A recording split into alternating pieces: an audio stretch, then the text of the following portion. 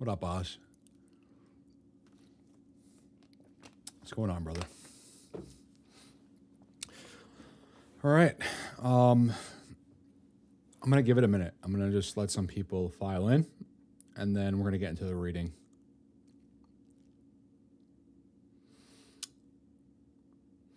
Hey, bro, do you see this ending in December, or is January on the table? December. Truly.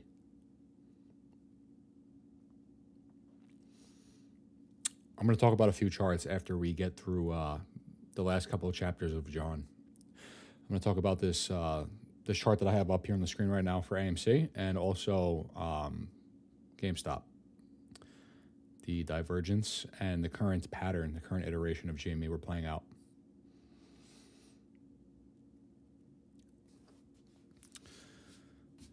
I'm just going to give it a few minutes. I'm going to let some more people file in, and then we're gonna get to the reading, and then I'll go over the charts and everything after.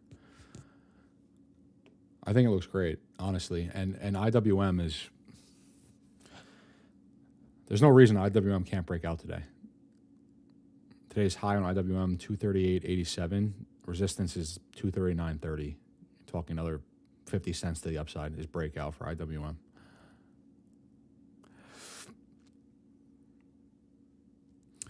Bro, I'm pretty agnostic in my beliefs, but the Time magazine was crazy. I was somewhat skeptical, but when the options contract date for January was on the barcode, I was amazed. Yeah, there's no explaining that.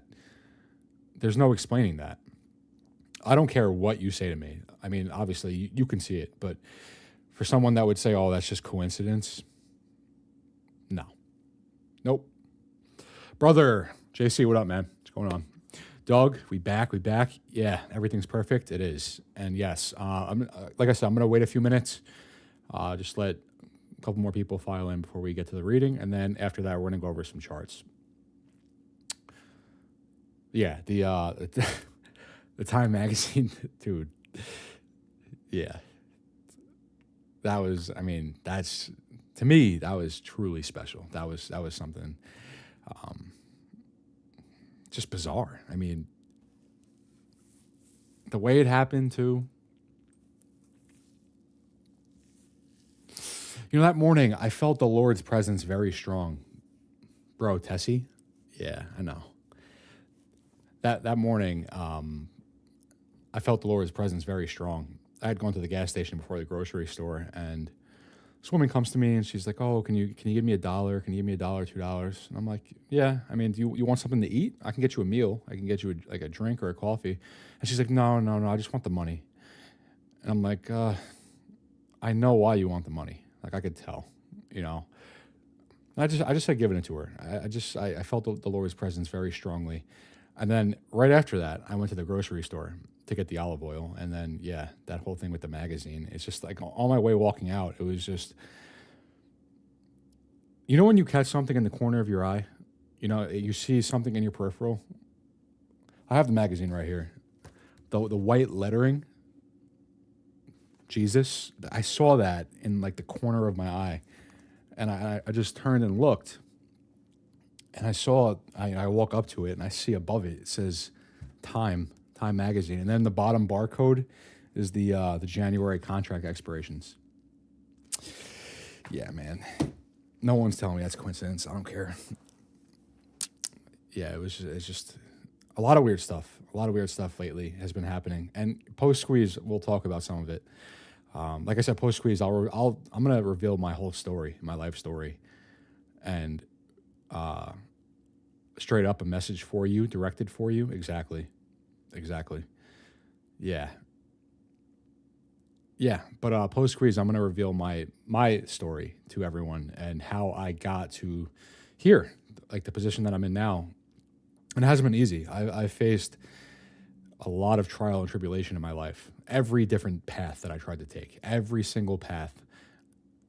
And it just never worked, you know, and for the longest time, like, without God on my side, it never worked. But yeah, man. Yeah. The revelation of Christ was just way better than money could. It's the best thing that's ever happened to me, genuinely.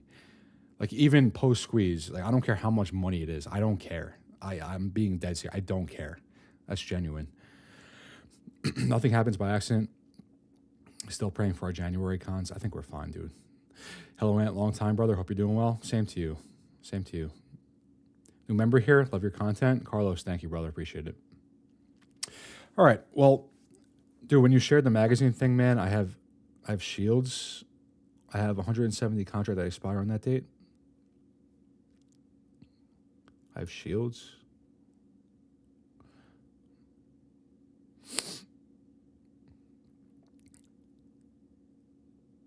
Yeah, it was. I would say weird, but it's not. It's not weird, especially after all the things that have been happening to me. It's just not weird. It's not, you know. So I think that's enough time. Let me just really quickly see. Chills. Yeah, okay, that makes more sense. Chills. Yeah, 137 viewers. That's fine. That's fine. I think I gave it enough time. We're about to read the Bible. Not sure your beliefs. I'm not sure whether you want to hear it or whether you don't want to hear it. I suggest that even if you're not Christian, you hang around and listen to the last few chapters of the Gospel of John. If you haven't read it, maybe you have. Maybe you read it a long time ago, and maybe you should hear it again. Sorry, Aunt. The spell check. Yeah, you're good, man. Don't worry about it. So yeah, we're gonna jump into the reading now. It's the Gospel of John. It's the last 3 chapters of the Gospel of John, starting with John chapter 19. So here we go. Then Pilate took Jesus and scourged him, and the soldiers plaited a crown of thorns and put it on his head and arrayed him in a purple robe. They came up to him saying, "Hail the King of the Jews," and struck him with their hands. Pilate went out again and said to them, "See, I am bringing him out to you, that you may know that I find no crime in him." So Jesus came out, wearing the crown of thorns and the purple robe. Pilate said to them, "Behold the man." When the chief priests and the officers saw him, they cried out, "Crucify him, crucify him." Pilate said to them, "Take him yourselves and crucify him, for I find no crime in him." The Jews answered him, "We have a law, and by that law he ought to die, because he made himself the Son of God." When Pilate heard these words, he was the more afraid. He entered the praetorium again and said to Jesus, "Where are you from?" But Jesus gave no answer. Pilate therefore said to him, "You will not speak to me? Do you not know that I have power to release you and power to crucify you?" Jesus answered him, "You would have no power over me unless it had been given you from above. Therefore, he who delivered me to you has the greater sin." Upon this, Pilate sought to release him. But the Jews cried out, "If you release this man, you are not Caesar's friend. Everyone who makes himself a king sets himself against Caesar." When Pilate heard these words, he brought Jesus out and sat down on the judgment seat at the place called the Pavement, and in Hebrew, Gabbatha. Now it was the day of preparation of the Passover. It was about the 6th hour. He said to the Jews, "Behold your king." They cried out, away with him, crucify him." Pilate said to them, "Shall I crucify your king?"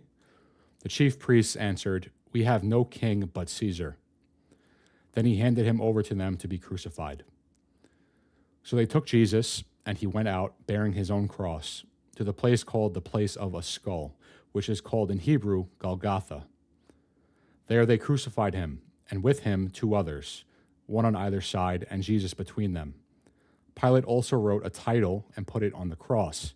It read, "Jesus of Nazareth, the King of the Jews." Many of the Jews read this title, for the place where Jesus was crucified was near the city. It was written in Hebrew, in Latin, and in Greek.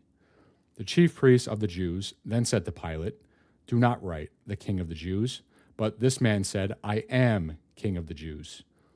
Pilate answered, "What I have written, I have written."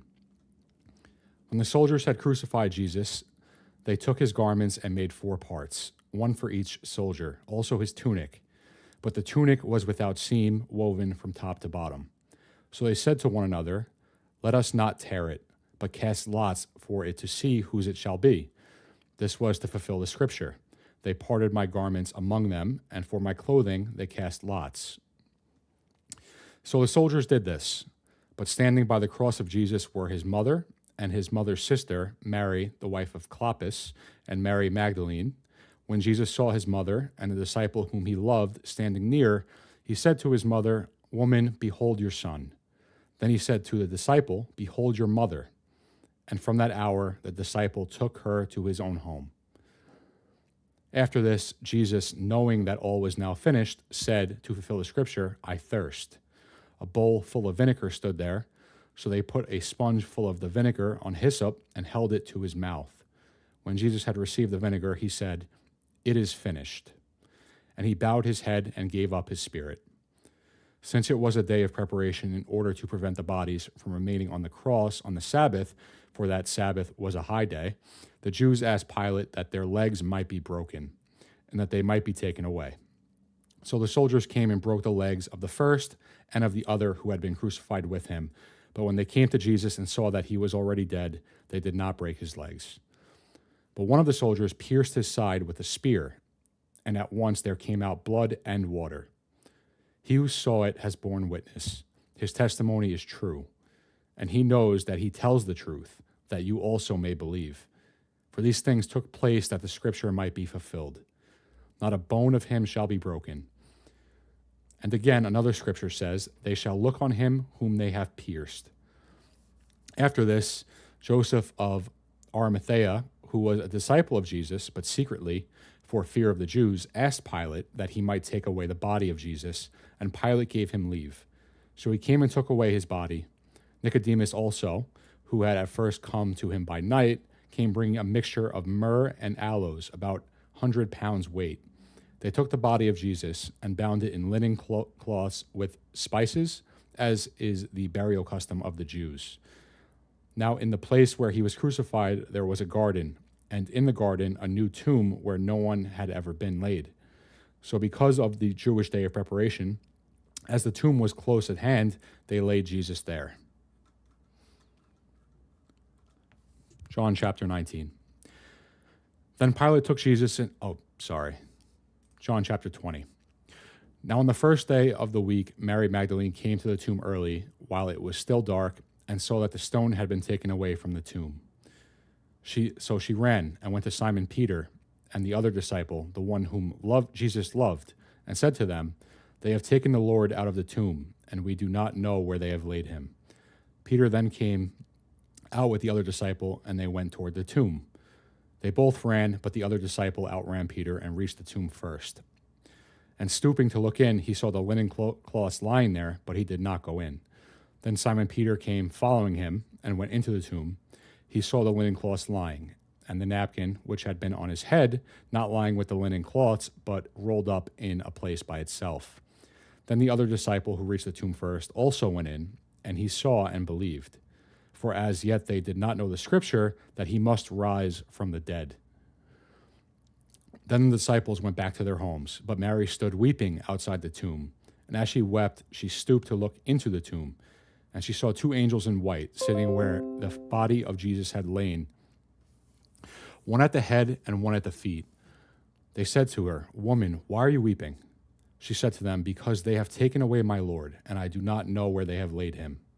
Saying this, she turned round and saw Jesus standing, but she did not know it was Jesus. Jesus said to her, "Woman, why are you weeping? Whom do you seek?"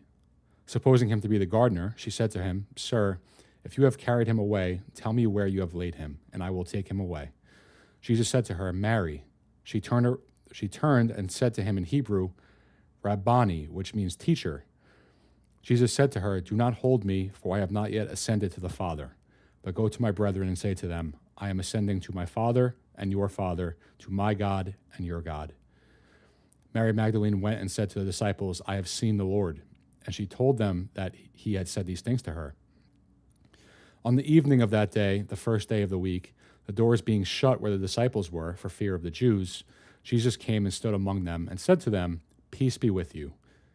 When he had said this, he showed them his hands and his side. The disciples were glad when they saw the Lord. Jesus said to them again, "Peace be with you. As the Father has sent me, even so I send you." And when he had said this, he breathed on them and said to them, "Receive the Holy Spirit. If you forgive the sins of any, they are forgiven. If you retain the sins of any, they are retained." Now Thomas, one of the 12, called the twin, was not with them when Jesus came. So the other disciples told him, "We have seen the Lord." But he said to them, "Unless I see in his hands the print of the nails, and place my finger in the mark of the nails, and place my hand in his side, I will not believe." 8 days later, his disciples were again in the house, and Thomas was with them. The doors were shut, but Jesus came and stood among them and said, "Peace be with you." Then he said to Thomas, "Put your finger here and see my hands, and put out your hand and place it in my side. Do not be faithless, but believing." Thomas answered him, "My Lord and my God." Jesus said to him, "Have you believed because you have seen me? Blessed are those who have not seen and yet believe." Now Jesus did many other signs in the presence of the disciples, which are not written in this book, but these are written that you may believe that Jesus is the Christ, the Son of God, and that believing you may have life in his name. John chapter 21. After this, Jesus revealed himself again to the disciples by the Sea of Tiberias and revealed himself in this way. Simon Peter, Thomas, called the twin Nathanael of Cana in Galilee, the sons of Zebedee, and 2 others of his disciples were together. Simon Peter said to them, "I am going fishing." They said to him, "We will go with you." They went out and got into the boat, but that night they caught nothing. Just as day was breaking, Jesus stood on the beach, yet the disciples did not know that it was Jesus. Jesus said to them, "Children, have you any fish?" They answered him, "No." He said to them, "Cast the net on the right side of the boat, and you will find some." So they cast it, and now they were not able to haul it in for the quantity of the fish. That disciple whom Jesus loved said to Peter, "It is the Lord." When Simon Peter heard that it was the Lord, he put on his clothes, for he was stripped for work, and sprang into the sea. But the other disciples came into the boat, dragging the net full of fish, for they were not far off from land, but about 100 yards off.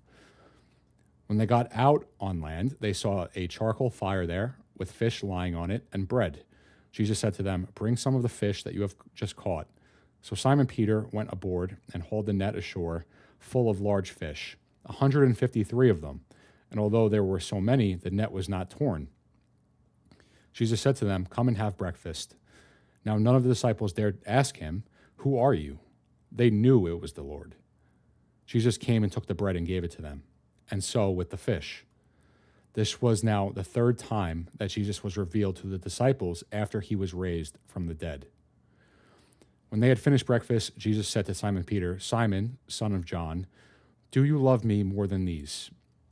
He said to him, "Yes, Lord, you know that I love you." He said to him, "Feed my lambs." A second time he said to him, "Simon, son of John, do you love me?" He said to him, "Yes, Lord, you know that I love you." He said to him, "Tend to my sheep." He said to him a third time, "Simon, son of John, do you love me?" Peter was grieved because he said to him the third time, "Do you love me?" And he said to him, "Lord, you know everything. You know that I love you." Jesus said to him, "Feed my sheep. Truly, truly I say to you, when you were young, you girded yourself and walked where you would. But when you are old, you will stretch out your hands, and another will gird you and carry you where you do not wish to go." This he said to show by what death he was to glorify God. And after this, he said to him, "Follow me." Peter turned and saw following them the disciple whom Jesus loved, who had lain close to his breast at the supper, and had said, "Lord, who is it that is going to betray you?" When Peter saw him, he said to Jesus, "Lord, what about this man?" Jesus said to him, If it is my will that he remain until I come, what is that to you? Follow me." The saying spread abroad among the brethren that this disciple was not to die. Yet Jesus did not say to him that he was not to die. If it is my will that he remain until I come, what is that to you? This is the disciple who is bearing witness to these things and who has written these things, and we know that his testimony is true. But there are also many other things which Jesus did. Were every one of them to be written, I suppose that the world itself could not contain the books that would be written.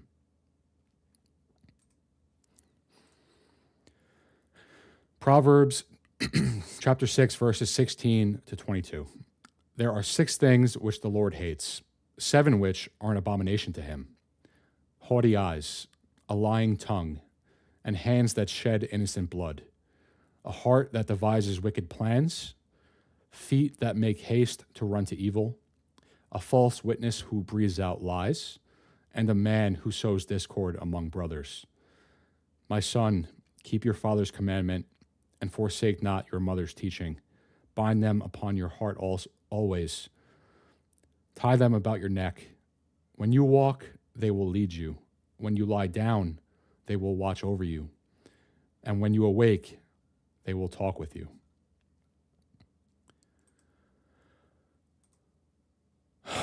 Wow. Wow. That was that was truly something special. And I just want to say one thing. I just want to say one thing after reading that is, whether you're Christian, whoever you may think that God is, these, I'll just put it plainly, false prophets, what have they done for you? What have these false prophets done for you? Nothing compared to what Jesus Christ did for you. A man who lived a sinless life, died for your sins, to cleanse you of your sins, that you may be saved. That is the ultimate gift. So, as I was saying before, there's nothing in this entire world that is more special to me than my revelation of Christ. All the money in the world, it doesn't top it. It doesn't top it. Because I'm telling you right now, and we'll get to it eventually, but the story of my life and the things that I've been through, this is my revelation of Christ was the greatest thing that's ever happened to me in my life. And nothing will change that. There's no amount of money. There's nothing in this world that can change that. So I hope you guys enjoyed that. Yeah, that was good. The whole Gospel of John. I honestly, if you have the time, I would suggest just reading through it. It's truly something. It's special. So I hope that wasn't much. I hope you guys enjoyed that. I enjoyed it. That was nice. And after all of this, and as I grow in my faith, I think I'd like for my channel to take that direction. Though I would still give my takes on the market and everything. I think that's the direction I want to head with my life. That's awesome to hear. Just hearing Jesus' sacrifices being read is powerful stuff. Thanks for the reading, and God bless you all. God bless.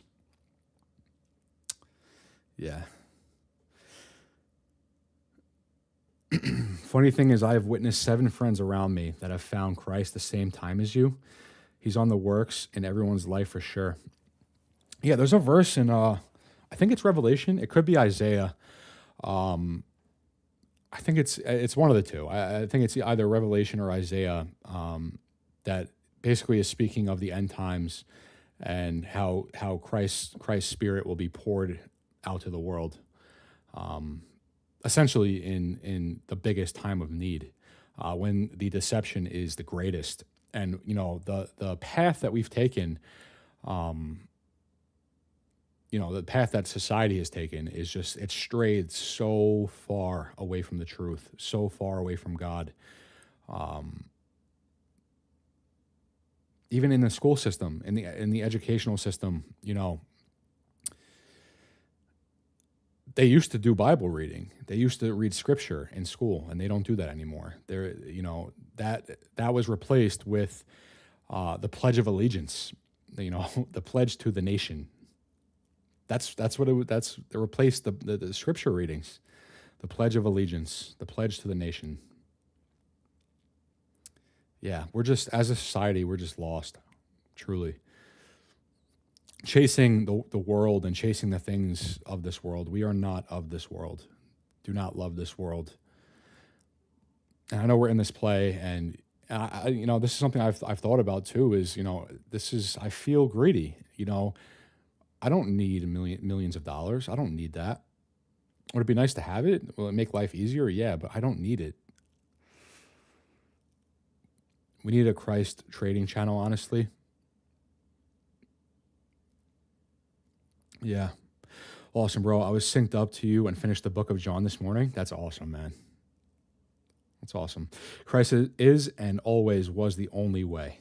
Respect to all others' beliefs, but for me, it's not a belief. I know he's the only way. I'm in the same boat.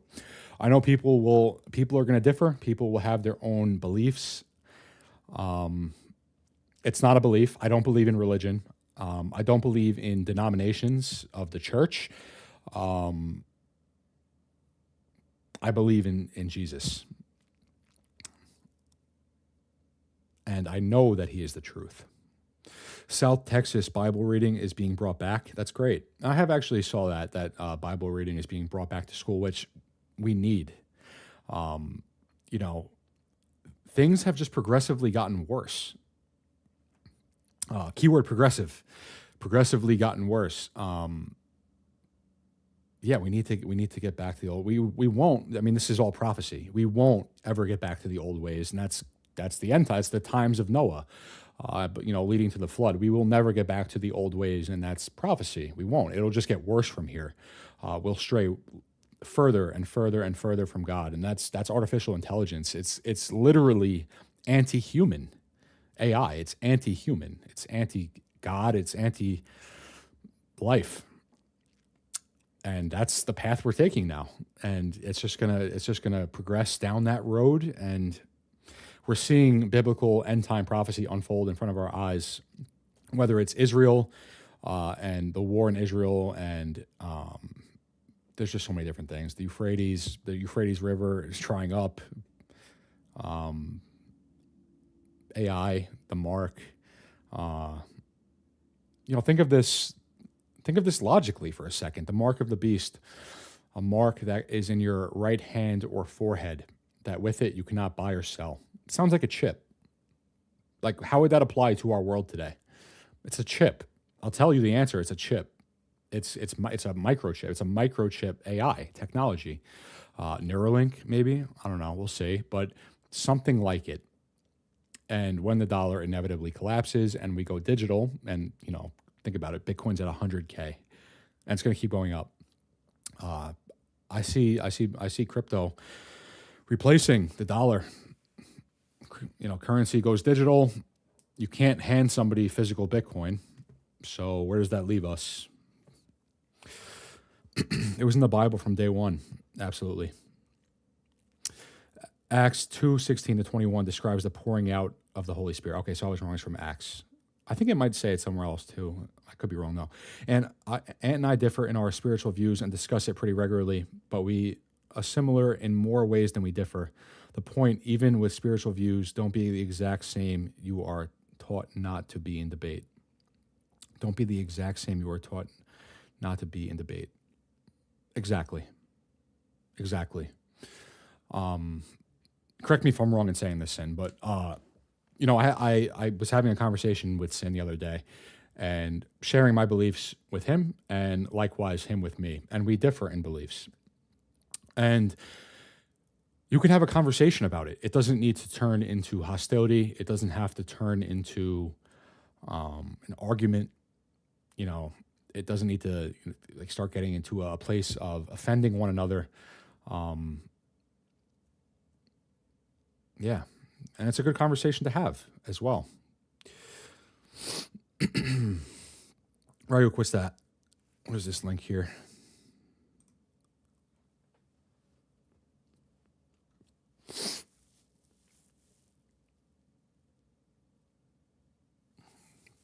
Oh, this is your patron saint, St. Andrew.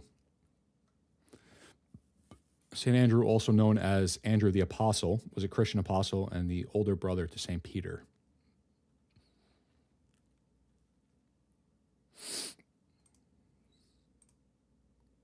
Please read this if you can. Not too long and ties perfectly into John. You want me to read it right now? I'll read through it really quick.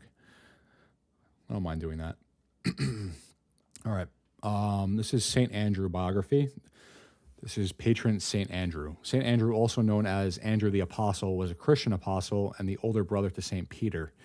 According to the New Testament, Andrew was born in the village of Bethsaida, on the Sea of Galilee during the early 1st century. Much like his younger brother, Simon Peter, Andrew was also a fisherman. Andrew's very name means strong, and he was known for having good social skills. In the Gospel of Matthew, it is said Jesus was walking along the shore of the Sea of Galilee and saw Andrew and Simon Peter fishing. It is then he asked the two to become disciples and fishers of men. In the Gospel of Luke, Andrew is not initially named. It describes Jesus using a boat, believed to be solely Simon's, to preach to the multitudes and to catch large amounts of fish on the night that was originally on a night that originally was dry. Later, in Luke chapter 5, verse 7, it mentions Simon was not only fisherman on the boat, but it is not until Luke chapter 6, verse 14, that there is talk of Andrew being Simon Peter's brother. However, the Gospel of John tells a separate story, stating Andrew was a disciple of John the Baptist. When Jesus walked by one day, John the Baptist stated, "Behold, the Lamb of God." It is then that Andrew and another made the decision to follow Jesus. Little else is said about Andrew in the Gospels, but it is believed Andrew was one of the closer disciples to Jesus. It was he who told Jesus about the boy with loaves and fishes. According to John 6:8, when Philip wanted to speak to Jesus about the Greeks seeking him, he spoke to Andrew first. Andrew was also present at the Last Supper. Per Christian tradition, Andrew went on to preach the good news around the shores of the Black Sea and throughout what is now Greece and Turkey. Andrew was martyred by crucifixion in Patras. He was bound rather than nailed to a cross, as is described in Acts of Andrew. He was crucified on a cross form known as a crux decussata, which is an X-shaped cross or a saltire. Today, this is commonly referred to as St. Andrew's Cross. It is believed Andrew requested to be crucified this way because he deemed himself unworthy to be crucified on the same type of cross as Jesus. Andrew's remains were originally preserved at Patras. However, some believe St. Regulus, who was a monk at Patras, received a vision telling him to hide some of Andrew's bones. Shortly after Regulus' dream, many of Andrew's relics were transformed to Constantinople by order of Roman Emperor Constantius II around 357. Regulus later received orders in a second dream telling him to take the bones to the ends of the earth. He was to build a shrine for them wherever he shipwrecked. He landed on the coast of Fife, Scotland.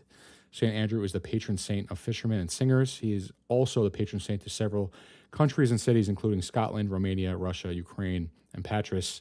And his feast day is celebrated on November 30th.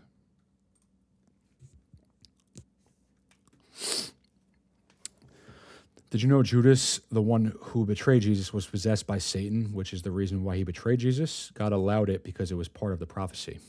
I did not, but I do now. Could probably make the argument that a lot of people, not just Judas, are possessed by Satan. Just not in the Hollywood way that you would watch in a movie, but by our lusts and our greed and and not seeing that, not at least acknowledging that we are sinful. Because some people live in that forever and think that there's nothing wrong with them and they're perfect, just living in complete and utter ignorance, thinking that they're perfect and they don't need to be better and they don't need to try to be better and walk in God's will. So Jesus fulfilled hundreds of prophecies made hundreds of years ago in advance. The chance of coincidence is 1 in 10 to the 17th power. Yeah. It's astronomical, the odds. So, I mean, ask yourself, is it coincidence? The answer is no. Thanks, man. Right, no problem, bro. John chapter 13, verses 26 to 30. John chapter 13, 26 to 30.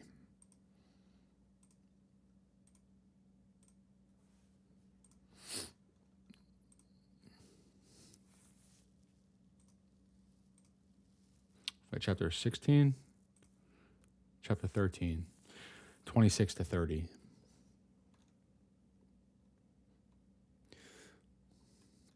Jesus answered, "It is he to whom I shall give this morsel when I have dipped it."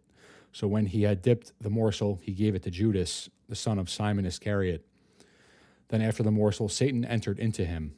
Jesus said to him, "What you are going to do, do quickly." Now, no one at the table knew why he said this to him. Some thought that because Judas had the money box, Jesus was telling him, "Buy what we need for the feast," or that he should give something to the poor. So after receiving the morsel, he immediately went out, and it was night. Yeah, I did actually read that. I forgot that Jesus had dipped the morsel, and it literally tells us that Satan entered into Judas at that very moment. Yeah, wild.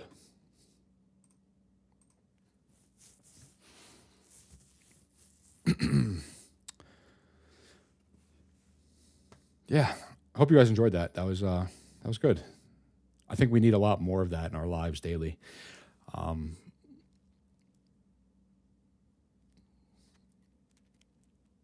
Anything else? Any other opinions, points that anyone wants to make before we get back into market stuff?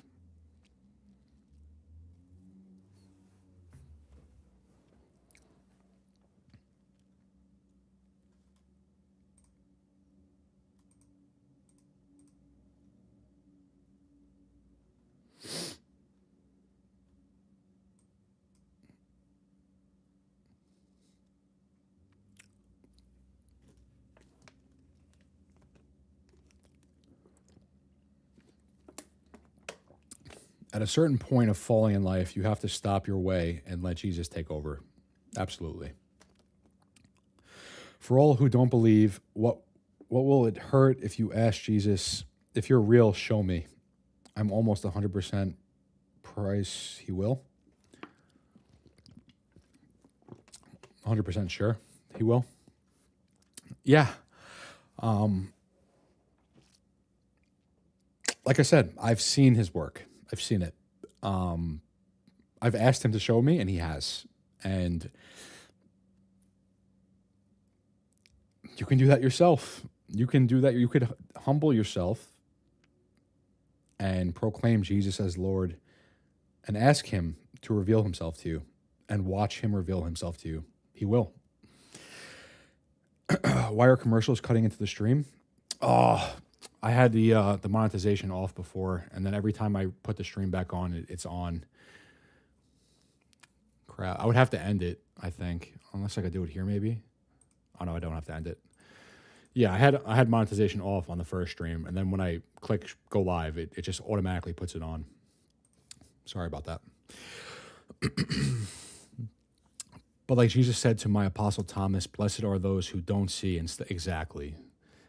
That's a really powerful line too. But like Jesus said to my apostle Thomas, "Blessed are those who don't see and still believe." Because Thomas, he said he wouldn't believe unless he had put his hand in the side of Jesus where he was pierced with a spear, or in his hand where the nail went through. He said he wouldn't believe until he did that. And then Jesus let him do that. And then he was like, "Okay, I believe. Jesus, my Lord, I believe." And then Jesus responds to him, "Blessed are those who don't see and still believe." Very powerful line. Cross-reference for John 19:37 is Zechariah 12:1-10. Neat stuff. All right. I don't mind going to that to read it.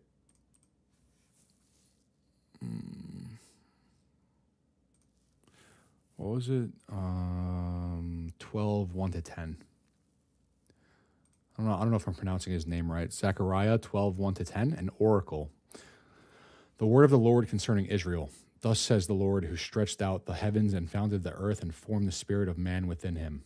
Lo, I am about to make Jerusalem a cup of reeling to all the peoples round about. It will be against Judah, also in the siege against Jerusalem. On that day I will make Jerusalem a heavy stone for all the peoples. All who lift it shall grievously hurt themselves. And all the nations of the earth will come together against it. On that day, says the Lord, I will strike every horse with panic, and its riders with madness. But upon the house of Judah I will open my eyes, when I strike every horse of the peoples with blindness. Then the clans of Judah shall say to themselves, the inhabitants of Jerusalem have strength through the Lord of hosts, their God. On that day, I will make the clans of Judah like a blazing pot in the midst of wood, like a flaming torch among sheaves, and they shall devour to the right and to the left all the peoples round about, while Jerusalem shall still be inhabited in its place in Jerusalem. And the Lord will give victory to the tents of Judah's first, that the glory of the house of David and the glory of the inhabitants of Jerusalem may not be exalted over that of Judah. On that day, the Lord will put a shield about the inhabitants of Jerusalem, so the feeblest among them on that day shall like David, and the house of David shall be like God, like the angel of the Lord at their head. And on that day I will seek to destroy all the nations that come against Jerusalem. And I will pour out on the house of David, the inhabitants of Jerusalem, a spirit of compassion and supplication, so that when they look on him whom they have pierced, they shall mourn for him, as one mourns for an only child, and weep bitterly over him, as one weeps over a firstborn.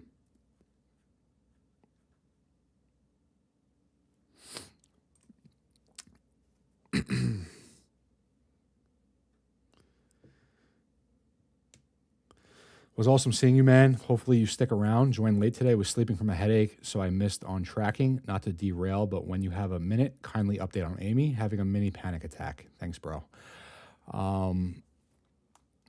Yeah, man, you don't have to stress. Like, do not stress out. It looks great. It looks great. Genuinely, it does. It looks great. Not just AMC, not just GameStop, not just IWM and the rest of the market indices and crypto and everything. It looks amazing. We're good. You're on the right track. It's very rare that someone dares to say that publicly. God be with you. My older self, I'll tell you what I would do to someone like me if I had come across a live stream of someone preaching the gospel. I would probably say some very not nice things. Yeah. So thank you. RC, €5 hand. Glad to see you're back, brother. What do you make of Abul Bashar saying GME and AMC will hit new lows? What's your take? A bull basher? You know my take. I'm pretty sure everyone knows my take. Awesome, bro. Thank you. No problem, bro. All right. So on that note, and because Sab's is having a mini panic attack for no reason, we could veer off of God's word. I hope everyone enjoyed that. God bless every single last one of you. Sab's panic attack? No way. Yeah. Quick little side note. These are my beliefs. I don't believe that depression or anxiety are real. I believe it's Satan. I believe that's the enemy in your head. Maybe unpopular opinion, maybe not. I believe that's the truth. Anyways, so veering off of God's word for today, I think that, shaking my head, God bless you all. Yeah. All right. So I have this perspective for AMC, which I really like. It's essentially, it's all right. I don't mind. Hey, Aunt, in September, I asked God to reveal himself to me and drop my Bible to Daniel 11:13. Call me crazy, but the number given applied to AMC is Jan 27, 2025. I thought that was kind of cool. Call me crazy, but the number given applied to AMC is, I'm not understanding.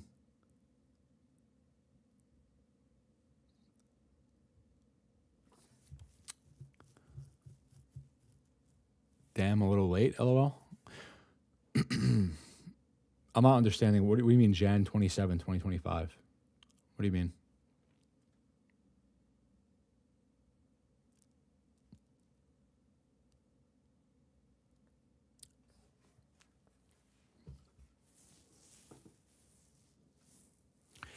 Anyways, let's get into AMC really quick, and then GME, and then we'll take a look at the market. So, number one for AMC, the reiteration of AMC's flat portion, and I've shown this. I've shown this before. A different example of this, and the white moving average here is the 200 EMA, the daily 200 EMA, which everyone knows by now, should know by now, is macro resistance. It's a big deal, which currently is sitting at 647. So each leg down, if you will, and I'll put an arrow here just to make it a little bit more clear.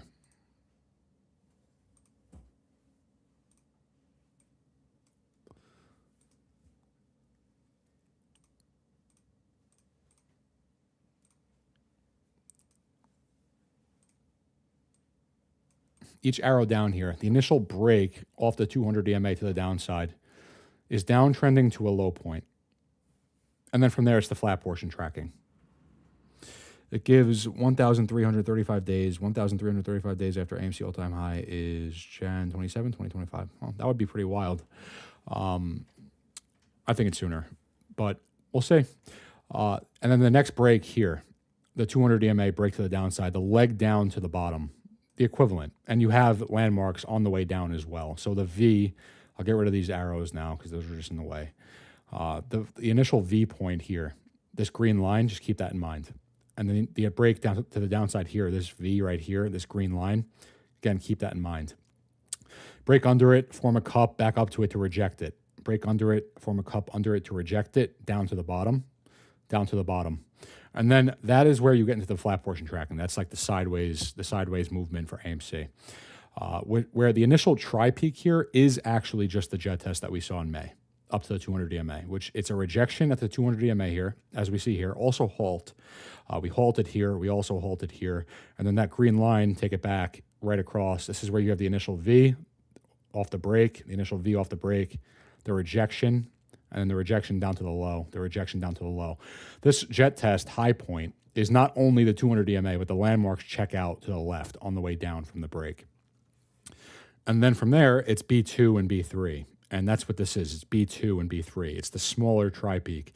B2, you come down, curl up a little bit, knife to a low, which I don't know if you could see it here, but come down, curl up a little bit, knife to B2. And then into there, the smaller tri-peak from there, which you have, there you go, 1, 2, and 3, and then B3 breaks back below.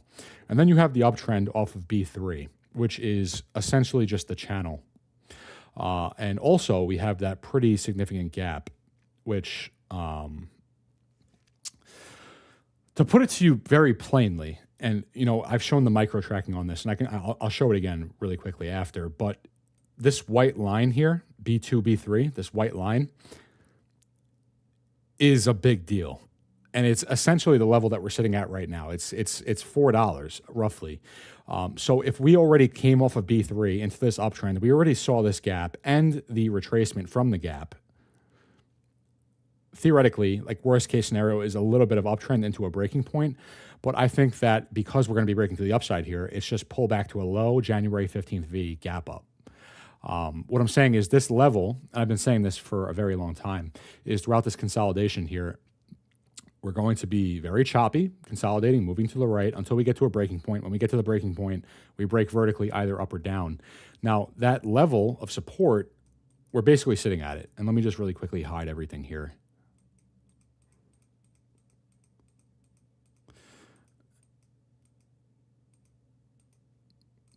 And show you what I mean. So, number one,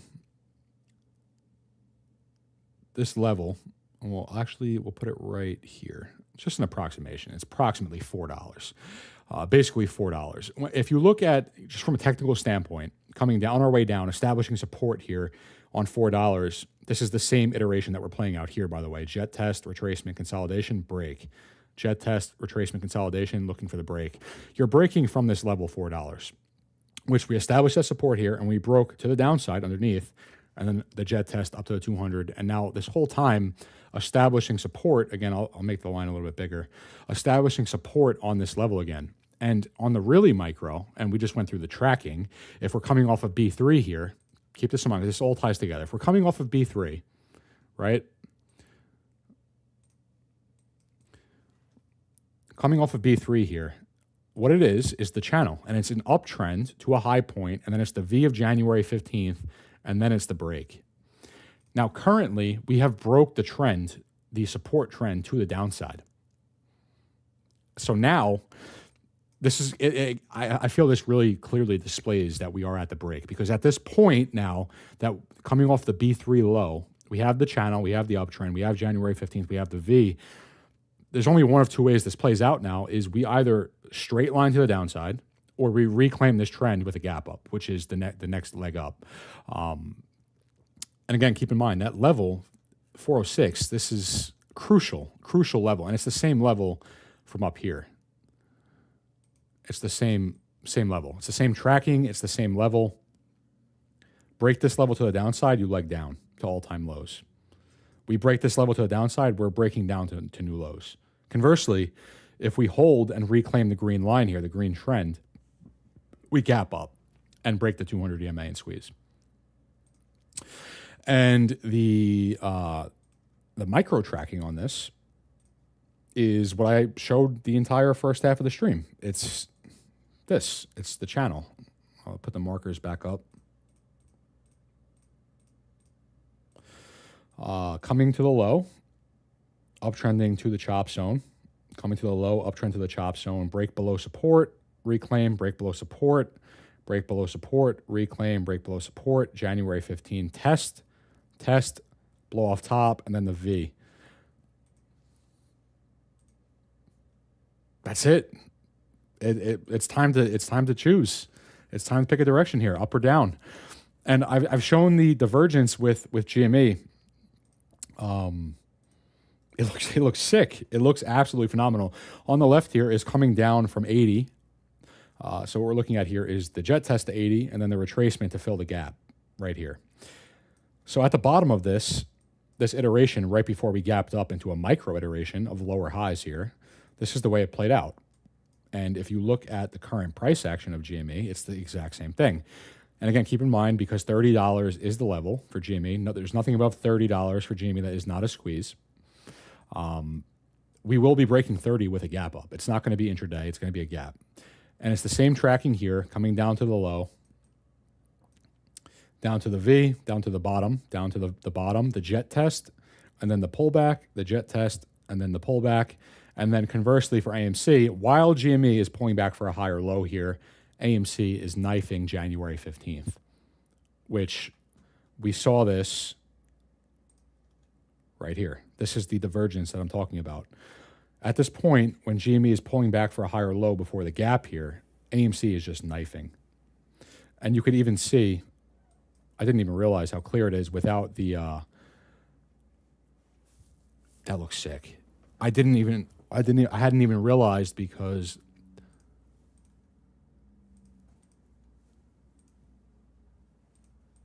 I usually don't look at this without extended hours, but this gap here, yo, we're squeezing. This looks so sick. This looks incredible. This is the divergence I was talking about with GME. As GME is pulling back for the higher low right now, AMC broke trend. This is this. It's the V, which leads to a gap up, which is the same thing that I just showed you on GME here. While AMC is breaking trend to play out the V, GME is pulling back for a higher low into the next break.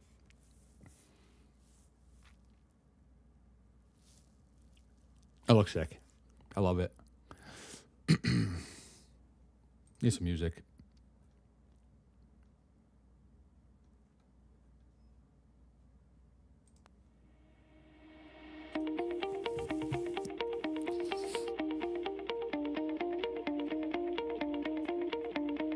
We are never going home. We're the wild ones living on the go. That looks so sick. You know I love it. there's no rest for the wicked. I will show you if you come with me. Make you feel like it was all a dream. Imagine it's like heaven for a sinner. Literally the same exact gap.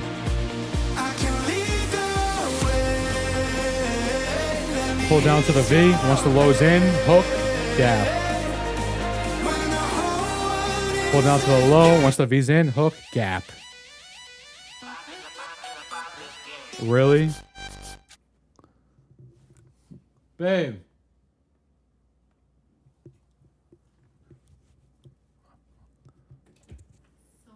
Yeah, I'm listening to music.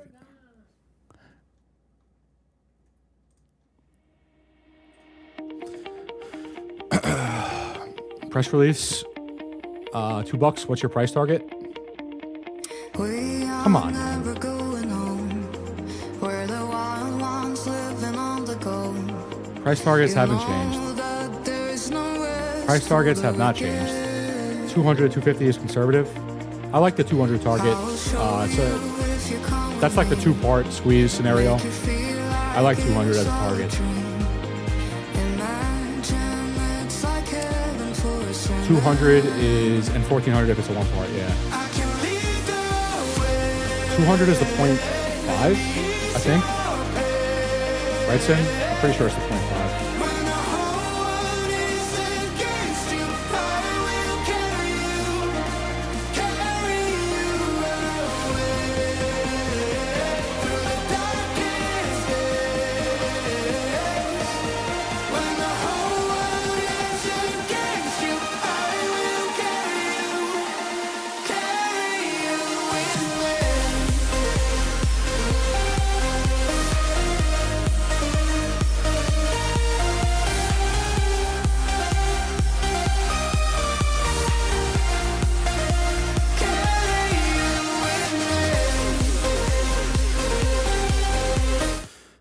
Press release, $10. Thanks, Ann, for everything. Play Cherish the Moment by Kodak. What's your price target once we break? Do we retract it or a straight shot?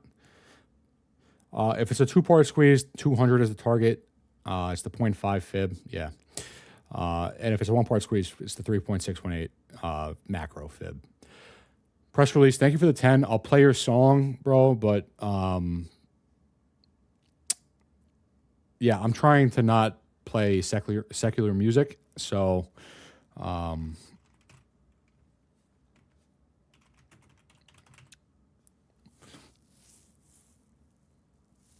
one song.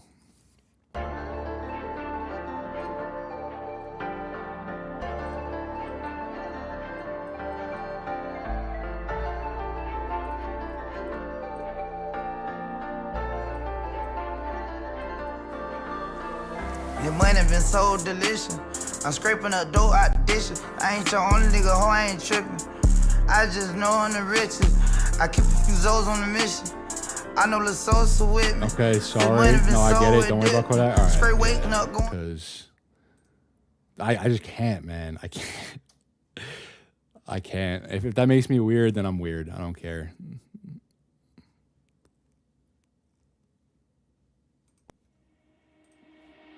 Thank you for understanding, at least. I appreciate that.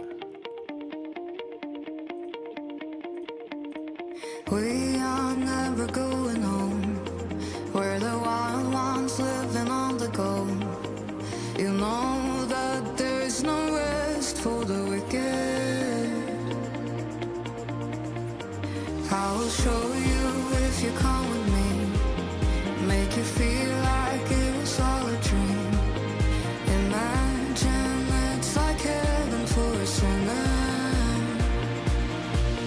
And question, do you have any idea if I have adjusted contracts at 10, which would be $100, if it goes up to 150, how much do you think it would be at?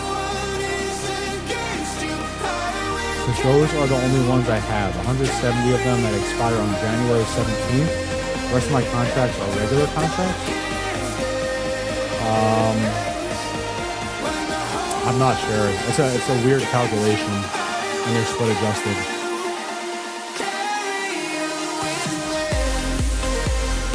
If it's a $100 strike at 150, theoretically they would be $50 plus minus Greeks. Funny, I would dip out of your streams in the past because of the music. You know, I had someone say to me the other day in my comments, like, I always watched you, like, your update videos, like your TA videos, but every time you went live, I couldn't watch because, I just couldn't watch it, and due to his faith. And now he was basically saying like watching you like grow to the person you've been has just been amazing. And it's nice to be able to watch my streams again. That was just it. That was nice to hear. That was nice to hear. And press release again. Thank you for being understanding. I appreciate that.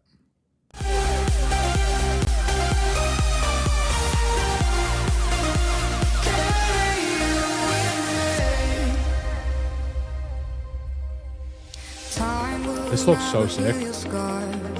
Might be hard to fix a broken heart, but I can make you forget for a moment. Agree with that? What if this is all we'll ever have? Make it count on, hold on to the past, and we could light up the sky. Let's see a candle like this right before close. Let's see this candle right before close. That'd be sick.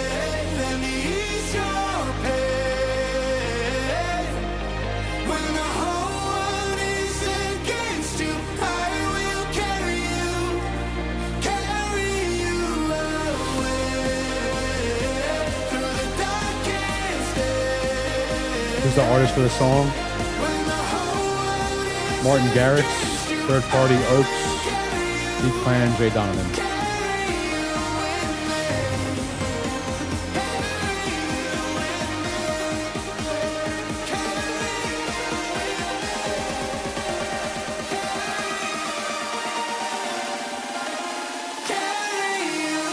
Wow, $50 not bad. I'll take 25 even. I'm cool with that. 170 contracts, 25. I'm getting some stake. I could be completely wrong about the calculation. Just assuming, right? You have a $27 call contract and the price is $127. It's essentially $100 a contract plus minus Greeks. So I'm just applying that same logic to the adjusted cons, but I'm not sure if they operate differently. Thank you. No problem, man. And by the way, IWM is right there. I mean, this wedge is getting very narrow now. Breakouts like 239, as we're sitting at 238.17. Channel looks like a megaphone. It does actually. You're right. I was looking at it the other day. If you draw these trends a little bit differently.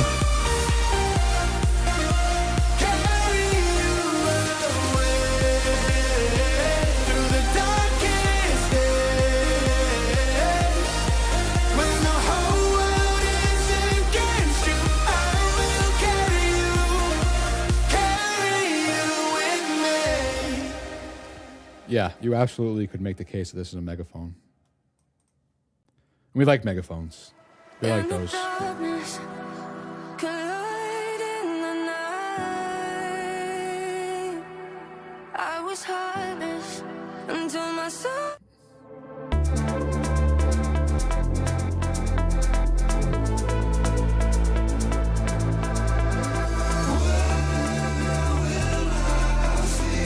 Yeah, you're absolutely right.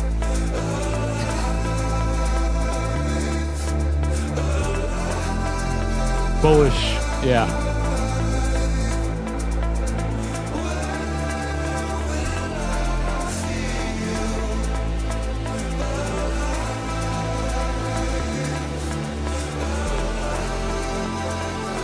Let me get this on a side-by-side, actually.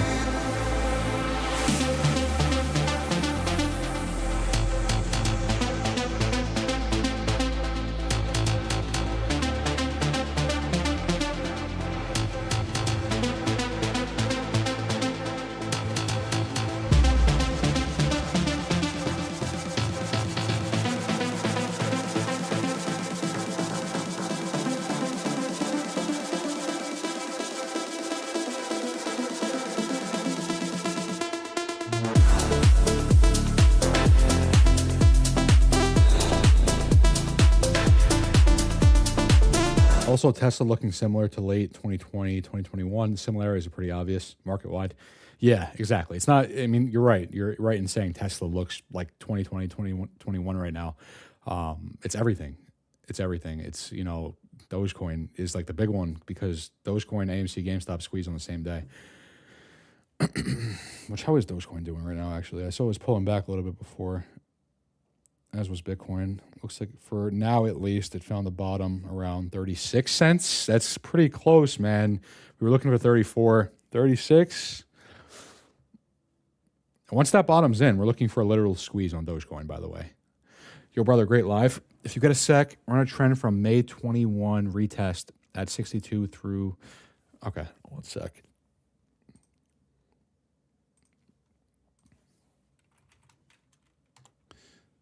Afternoon, fam. How is everyone? Good. What's up, man? How are you? Doing good. Doing pretty good, man. Having a good day today.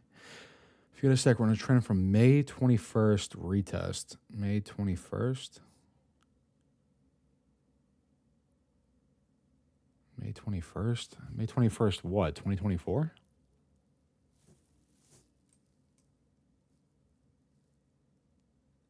Oh, at 66, May 21st. What year am I going to?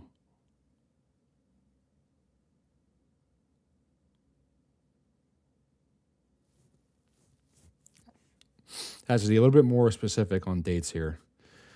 We're on a trend from May 21st retest at 65.32 through low of November 8th, 2013 to bottom of today's candle. All three breaks are tests, first, second, ending, and breaks. Maybe a little bit further back you're talking about.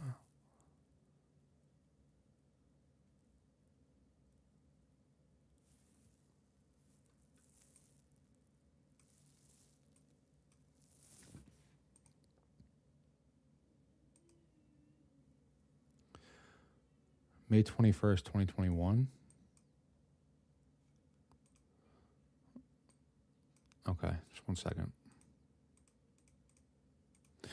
May 21st, 2021. Oh, okay, this retest right here. All right, so I'm running a trend from there to low of November 8th, 2023. November 8th, 2023, which is...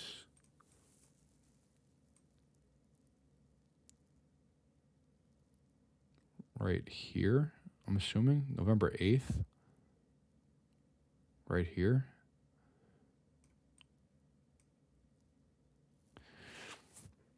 To bottom of today's candle.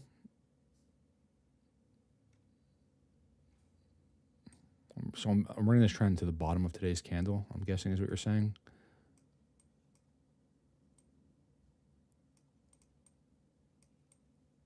Oh, yeah. Yeah, I see what you're saying. Let's make sure this trend is good over here.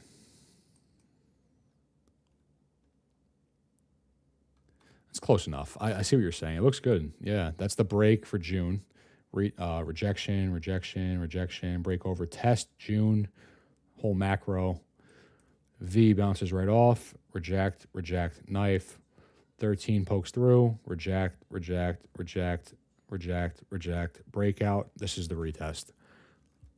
Yeah. Looks sick. Bitcoin dominance still rising has me thinking it's next week or the January landmark. Next week is FOMC. It could be. It could definitely be FOMC. FOMC is going to be big. It's going to be a big. The next week is huge. Not just for AMC, GameStop. Next week is huge for the market's current position, including crypto, including Bitcoin, Dogecoin, SPY, Nasdaq, Dow, IWM. Like the position of IWM right now, heading into FOMC next week, is a pretty big deal, because unlike I've shown the synchronization with like the whole market, and it is all synchronized. And for IWM, we only just hit all-time highs 2 weeks ago. And since we hit it, and we barely poked through. This green line is the highs of 2021. We poked through it, and since then have just been trading in a descending wedge here. And this wedge is getting very narrow. So, and we've been seeing pretty significant volatility on FOMC. So again, next week is not, it's big for the market next week. Very big for the market next week.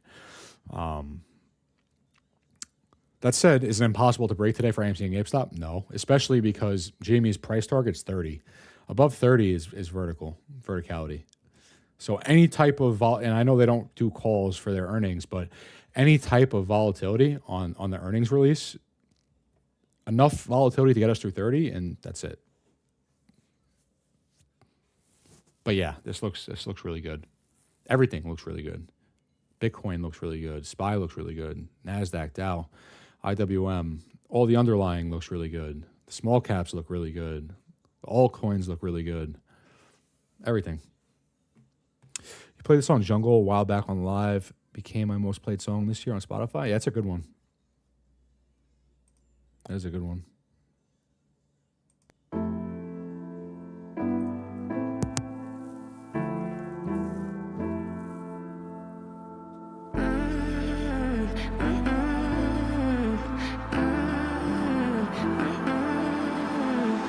I'm not invisible to you. Do my eyes speak true?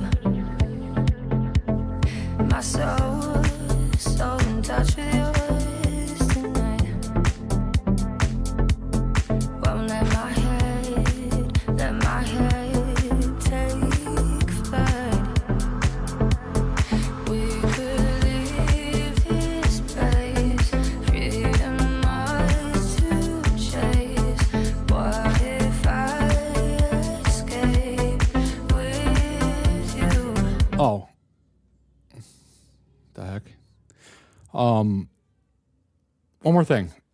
Because Hazzy actually brought this up, this is maybe a good time to talk about it because we've been talking about this for a while now, is the debating 1-2-part squeeze, how this can play out. A couple quick notes. Number one, AMC and GameStop are perfectly synchronized for their entirety of their macros, but specifically on the micro for the past 7-8 months, whatever it's been throughout this consolidation, AMC and GameStop are synchronized. Number two, the point that Hazard actually brought up in that this retest, I mean, he brought up the vector point, but this retest is the equivalent of the retest that we saw leading us into June for AMC here.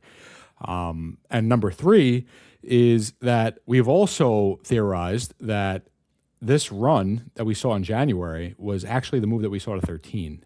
And this consolidation is this consolidation here, trying to break this vector, rejecting, breakout, and this pullback is the test, which is this. It's this test right here versus this test right here. Now, you want to see something cool about this for a second? Because this is, look at this. Just look at it, would you? Now I'm going to pull up a side-by-side for AMC and GameStop, and it's the side-by-side that we've been looking at, by the way.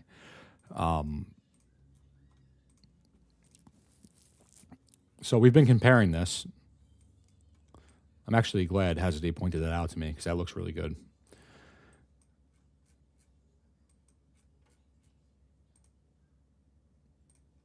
The side-by-side for GME and AMC, the tracking that I've been using, is this.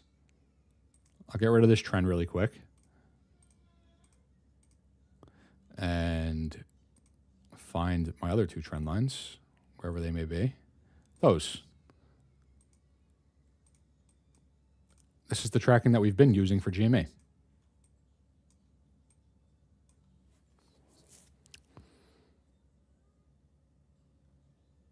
Poke through, retest, squeeze, June squeeze, AMC. AMC June squeeze. Which again, back to this, is wherever that trend went. It's the same spot. It's the same exact spot in the macro. It's the May retest heading into June for AMC and also for GME. Same thing. It looks pretty okay. Yeah. It looks pretty okay, I think. That's what I'm thinking. May was a mini January. I think we're looking at a one and done squeeze. Yeah, I mean, because of synchronization purposes, I would have to agree with you there. For me, the big thing is the 200 EMA. So theoretically, AMC's bullish cycle does not begin until we're above the 200 EMA, which is at, what, 640, whatever it is. Looks perfect. Yeah, it looks sick, dude. Thanks for pointing that out. That vector is, that's pretty cool. What was I saying? I don't remember. We're squeezing. What if I stay with you? What if I stay with you? What if I stay with you? What if I stay with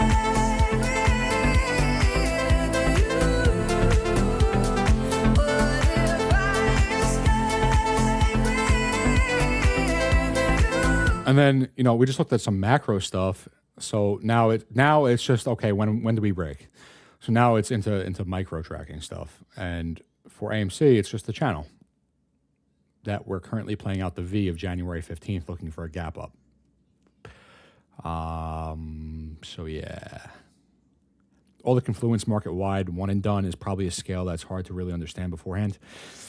Yeah, Goon, you're probably right. It's because we're sitting here thinking, okay, 1,400 in one shot, like not just theoretically, if AMC was to hit 1,400 or GME is going to hit whatever it's going to hit, like thinking of that at this very moment.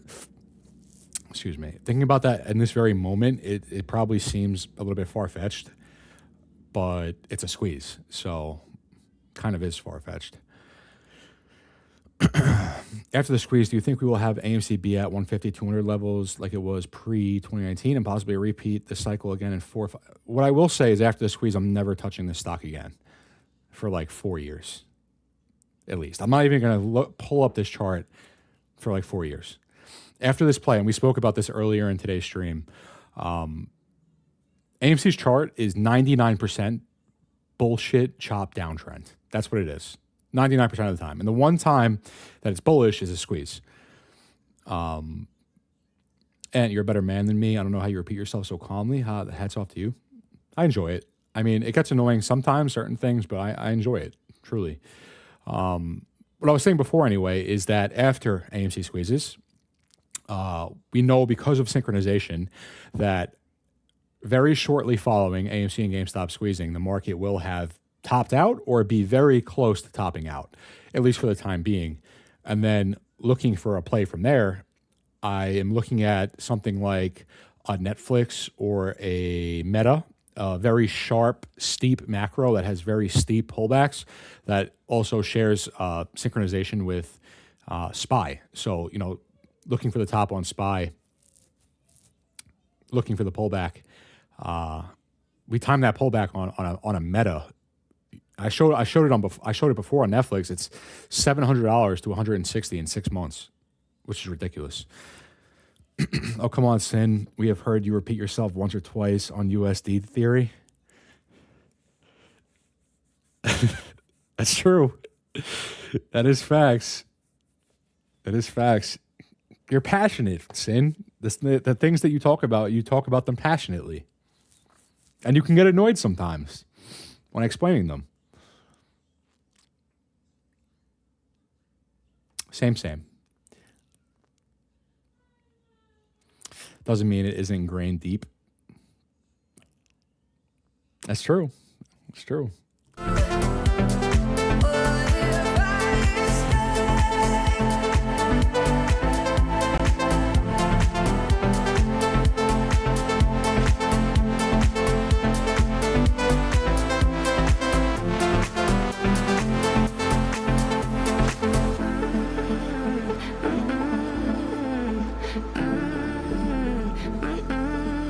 Is it real?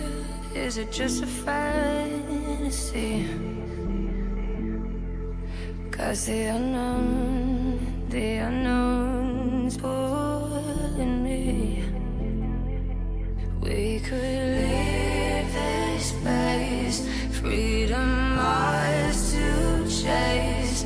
What if I escape with you? It's okay, Sin, to be passionate. It wasn't wrong, but fair point. I was talking about that shit before it was mainstream. Oh, USD theory. I agree with it. I'm on the same boat as you.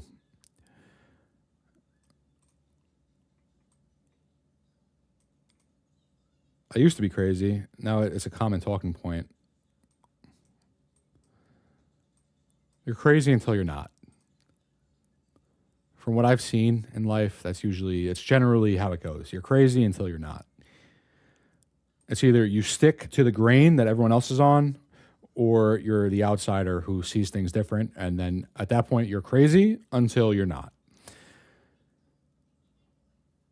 Can you put on Sherry, Sherry Lady by Modern Talking? Yes, I can.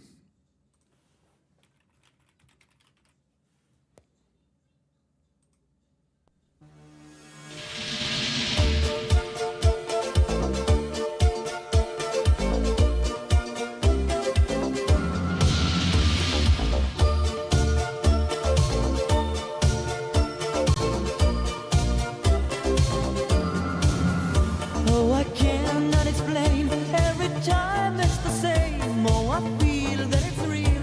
Take my heart.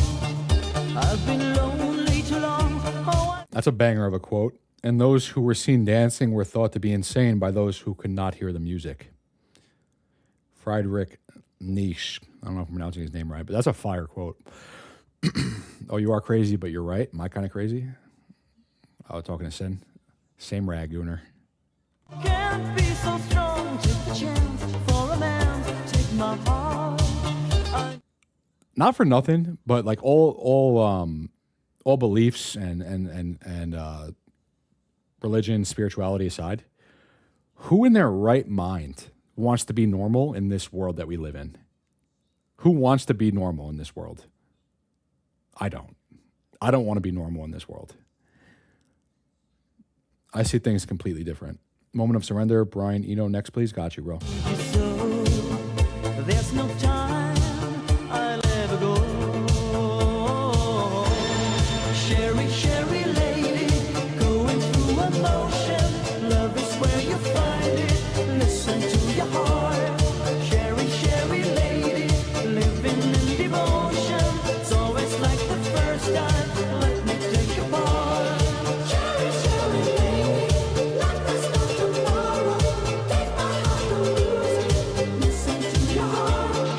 Sherry, Sherry lady, to know you is to love you. If you know me, baby, I'll be always yours.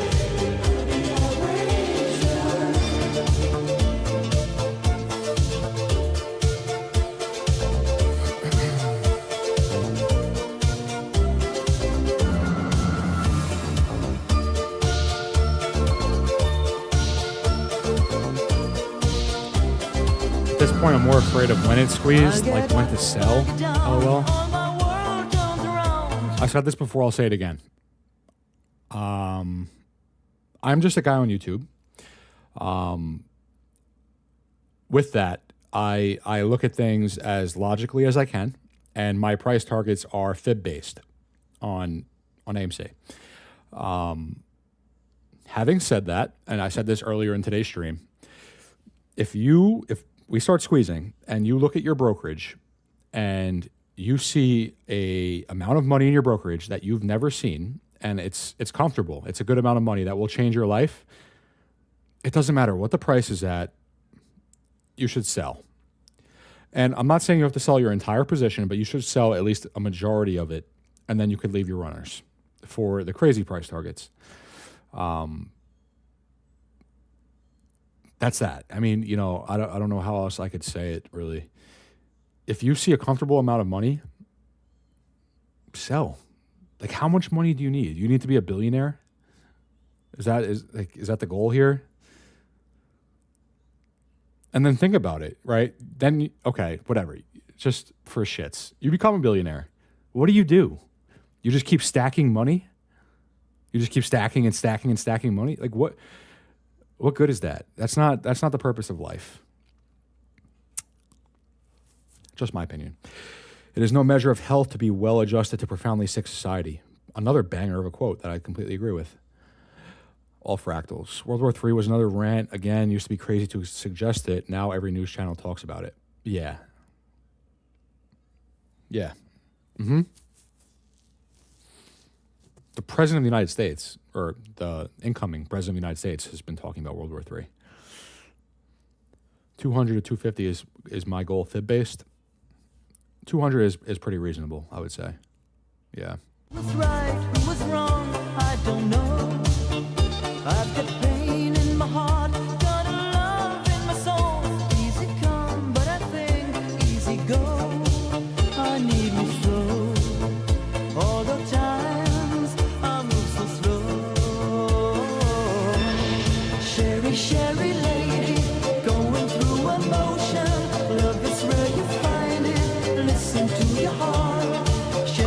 Plan Ranch, Apache helicopters, ghost riding them into the mountains. Whatever you think you need, double it to cover taxes. Whatever you think you need, double it to cover taxes.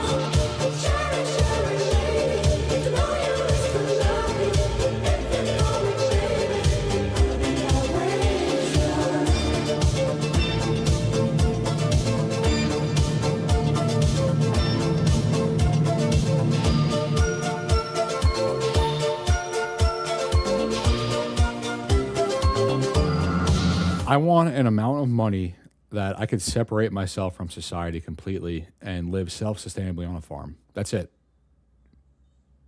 That's all I want.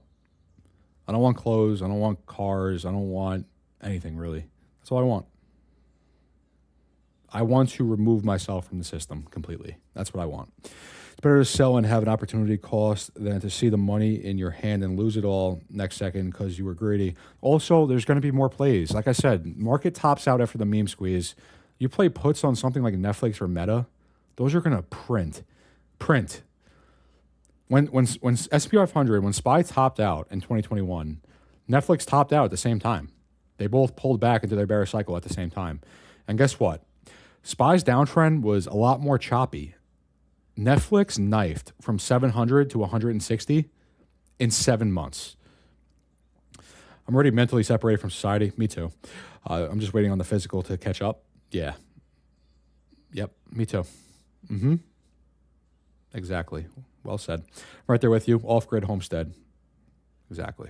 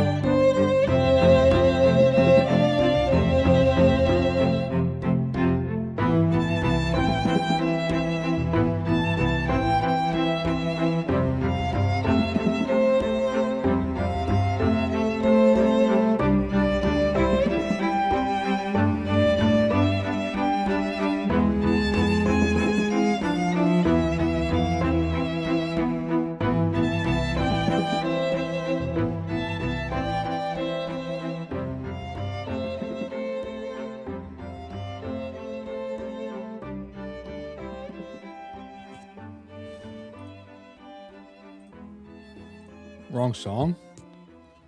This Moment of Surrender by U2.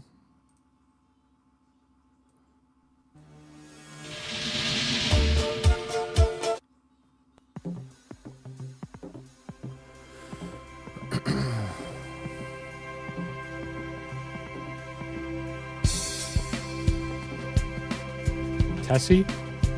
Let's take a look at Tesla.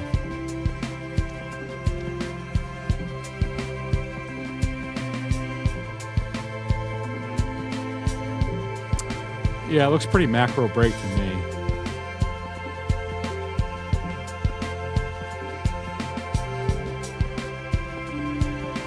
Amazing lyrics. Oh my. Tesla's about to hit all-time highs.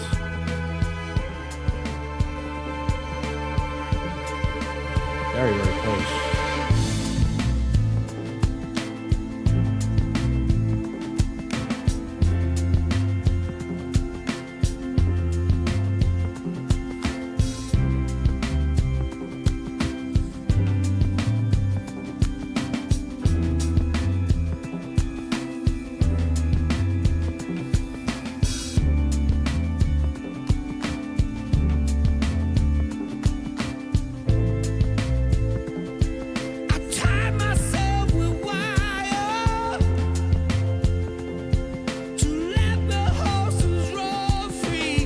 Tesla looks sick. Playing with the fire till the fire play with me.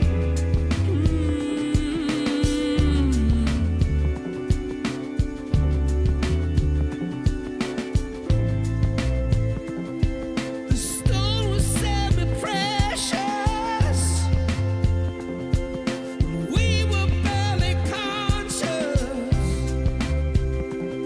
Two souls too smart to be in the realm of certainty. Even on our wedding day,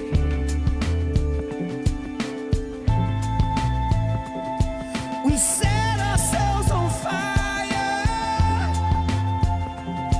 Oh God, do not deny her. It's not if I believe in love, if love believes in me. Oh, believe in me.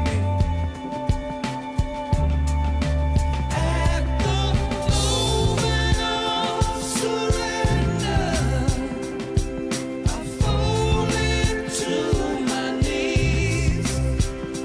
I did not notice the passers-by, and they did not notice me.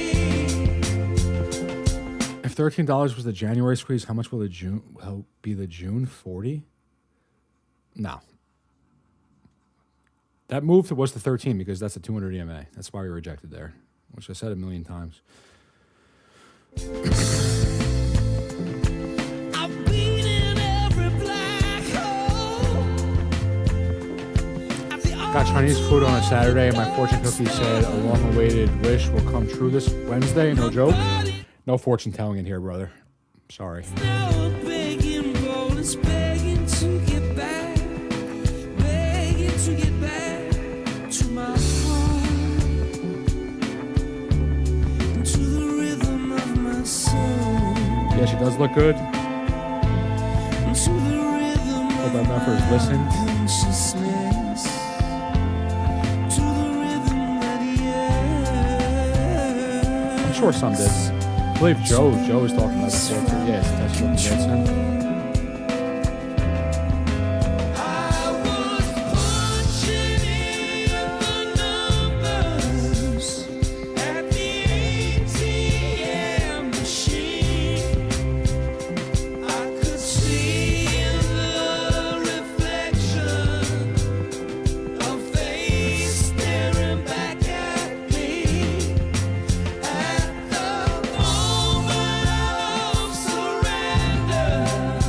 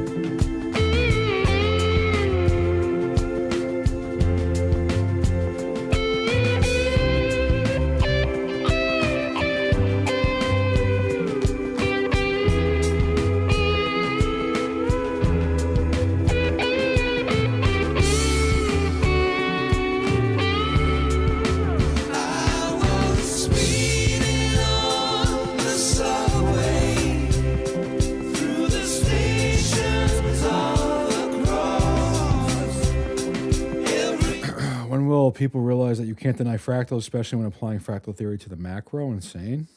Fractals and fibs. I think most people realize that by now. I think most people have realized that by now.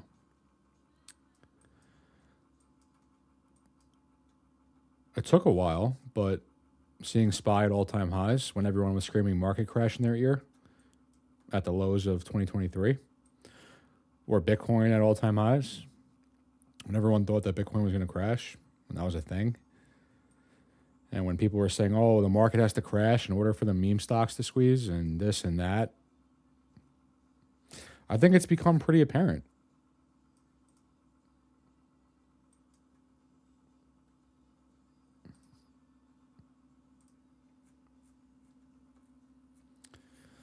Is there a way to DM you privately? I'd like to send you something. My Twitter. I don't know if you have Twitter. I would have to go log in and check it. But other than that is Discord, which I haven't really been too active on. And that's it. I'm not on social media like that. So either Twitter or Discord.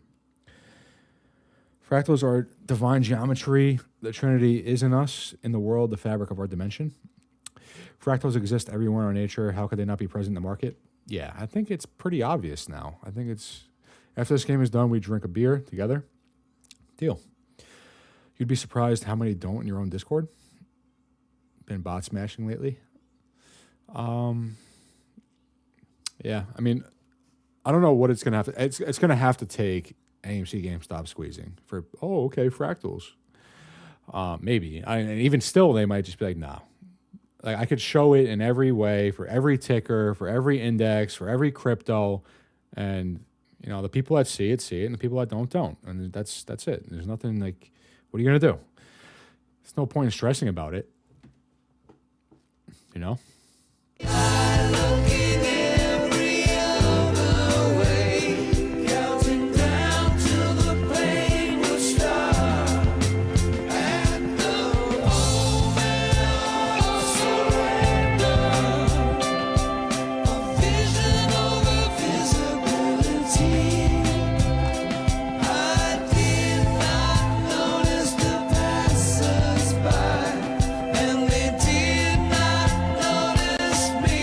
There will still be doubters, and that's fine. Luke, let me tell you something. I've been doubted my whole life. Every different path I try to take, I've been doubted my whole life. It's not new to me. So it's something that I'm at this point, I'm pretty much at peace with. That's just been my life. And it is what it is. It doesn't bother me anymore. I can see it, and I know that things are going to play out the way that I think they're going to play out. Have I been wrong on micro stuff and timing and stuff like that? Yeah. Does that mean that the theory is wrong? No. I think that's more of a case of people mistracking and being burned. You just basically said what I said. I don't think there are many fundamental deniers, only suggesting that the risk versus reward of using it exclusively isn't there. That's a good point. For lots of people anyway. Not to be like, I probably booted you for being a dipshit.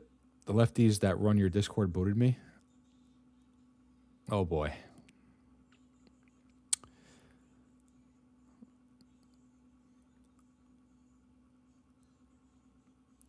Good on you, brother. Don't let it phase you. Keep killing it. Yeah, can you guys like not argue in the chat for no reason? Love a Babs and Ant stream post MOAS, maybe far-fetched, but I think it would signify unity after all of the tumultuous journey.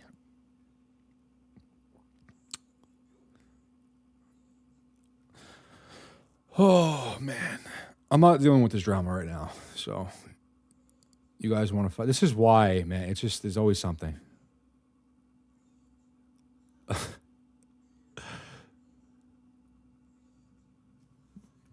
It's always something, man. That's why I stay off social media. Life is much more peaceful. I promise. I assure you. I assure you.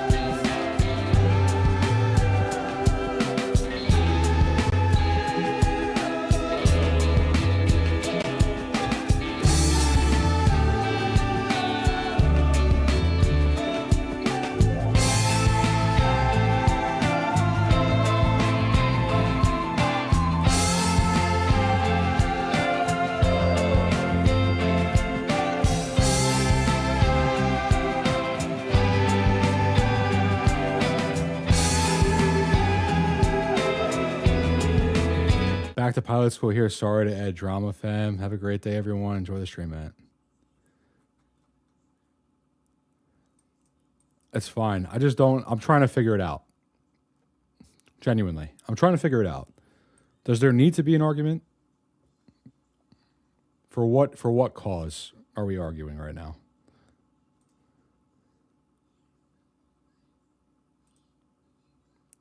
Because somebody was kicked from a Discord, or someone doesn't like someone, or something that they said. That's why we're arguing. People are different. People don't see things the same way. There's always going to be somebody with a different point of view than you. It'll be fine. We're all in this together, even the dipshits. See, like, you don't have to say that.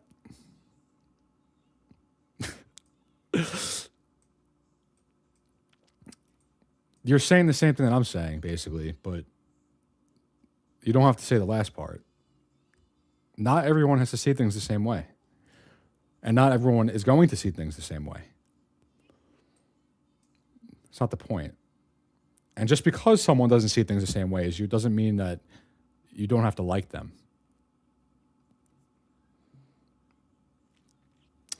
Perseverance is not a long race. It is many short races, one after the other. Exactly.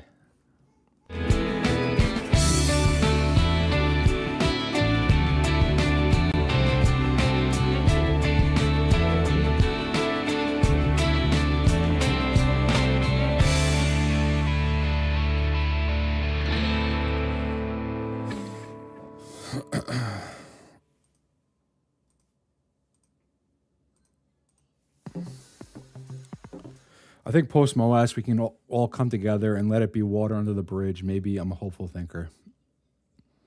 I would like to think that's the case too, Ryuk, but I think we're both hopeful thinkers. I don't think that's what will actually happen. Yeah, I deleted Instagram, then downloaded it again after a year. It's really toxic. I can't stop looking at bad bitches too. Yeah, lust is a big one for men. And social media is just going to make it 100 times worse for you. So, obviously there's a root there that you're going to have to ask God for deliverance from that. But, you know, having your phone in your hand constantly and being on social media constantly is definitely not going to help you. Because even if you're doing good, you're going to fall back into it eventually. Because we're broken. We all are.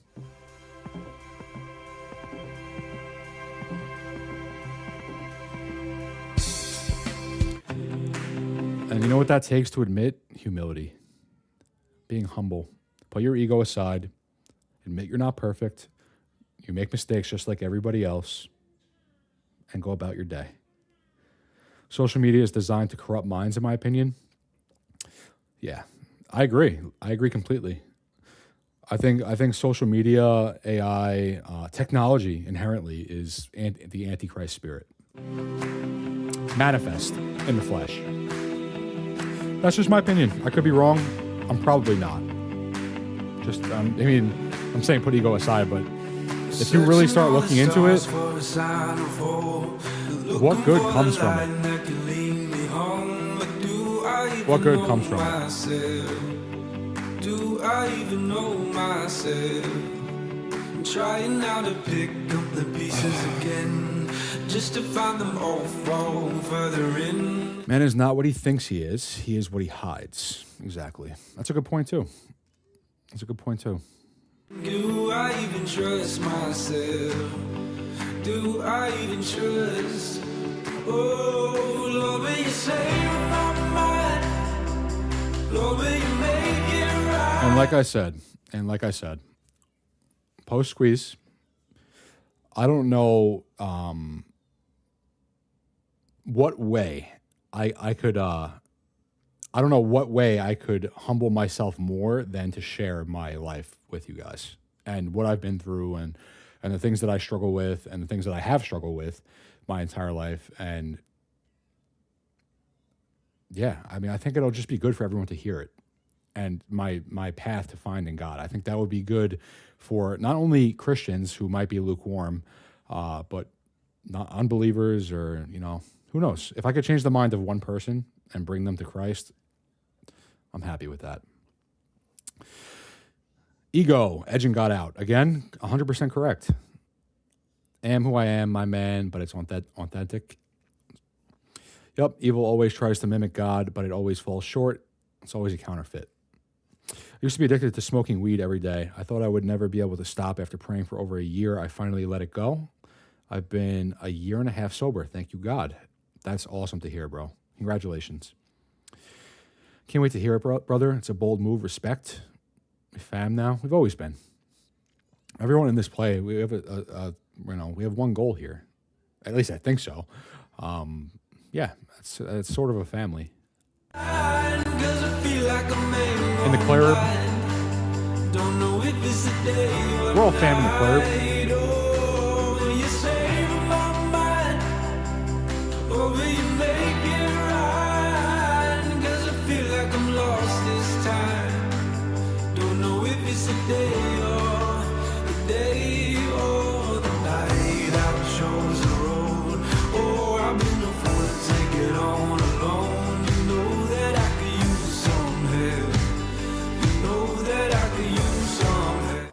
Fire. That's a fire line too.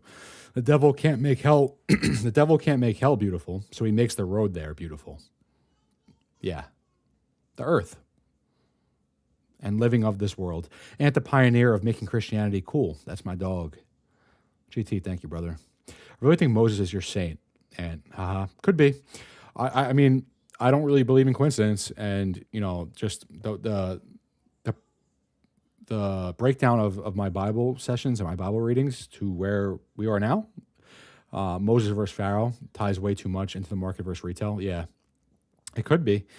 It could be. I said that in my video. I'm not saying I'm Moses by any means. Not even close. That's not what I'm saying. But, the tie together to what's going on here, obviously it's nothing like bringing the sons of Israel out of slavery in Egypt, but it's kind of the same thing when you think about like the community and financial freedom for everyone, bringing them out of slavery, out of the system, out of being slaves to the 9 to 5 and the system and everything. So it's pretty similar. You're right.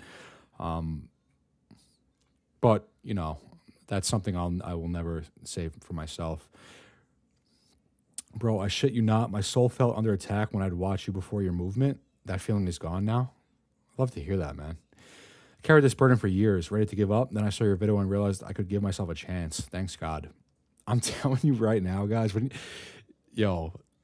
I've been through it. I've been through it, man. I have. Believe me, I've been through it. I hit rock bottom multiple times in my life. Worse than the last. What I thought was rock bottom wasn't even rock bottom. Believe me. If you think there's no hope, I promise you there is, and you'll find it in Christ. You will. I assure you of that. All you have to do is ask. Humble yourself and ask. Ask and you shall receive. I just wanna feel that fire again. It's true. And if I'm not,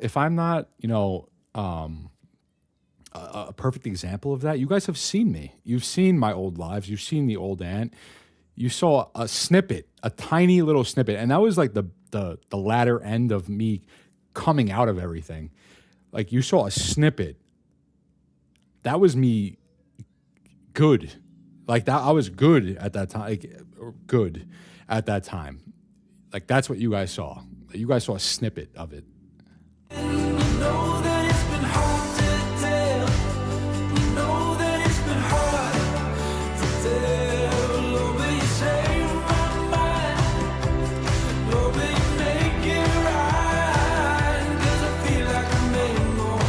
It's bad. It was bad. And you guys already know, I think you know this already.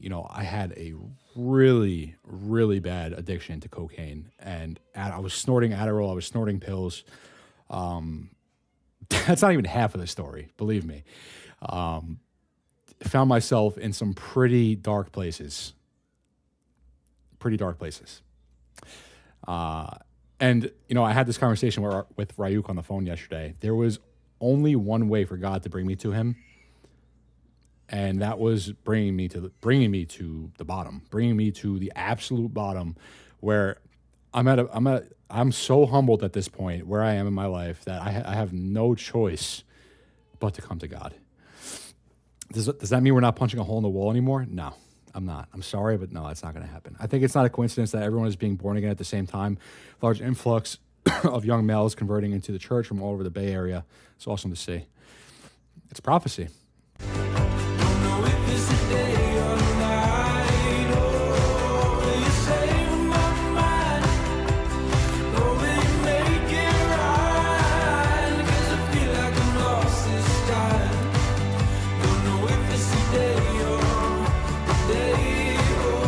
night. Does that mean we're not punching a hole in the wall anymore? And I know everyone wants me to punch a hole in the wall for whatever reason.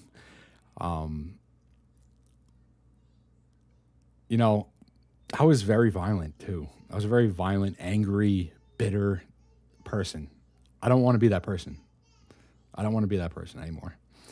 So I would hope you guys don't hold me to that, punching a hole in the wall. I would hope so. The only perfect being to walk the earth was Christ. None of us are, and God doesn't choose perfect people. He chooses the people that are perfect for his work. Absolutely. Yeah, I mean, if you look at, I don't want to say all the prophets of God, but most of them were broken people. They were broken men. Most of the prophet, the wall thing is funny, I have to admit. Thought it was a beef. No, I was being dead serious.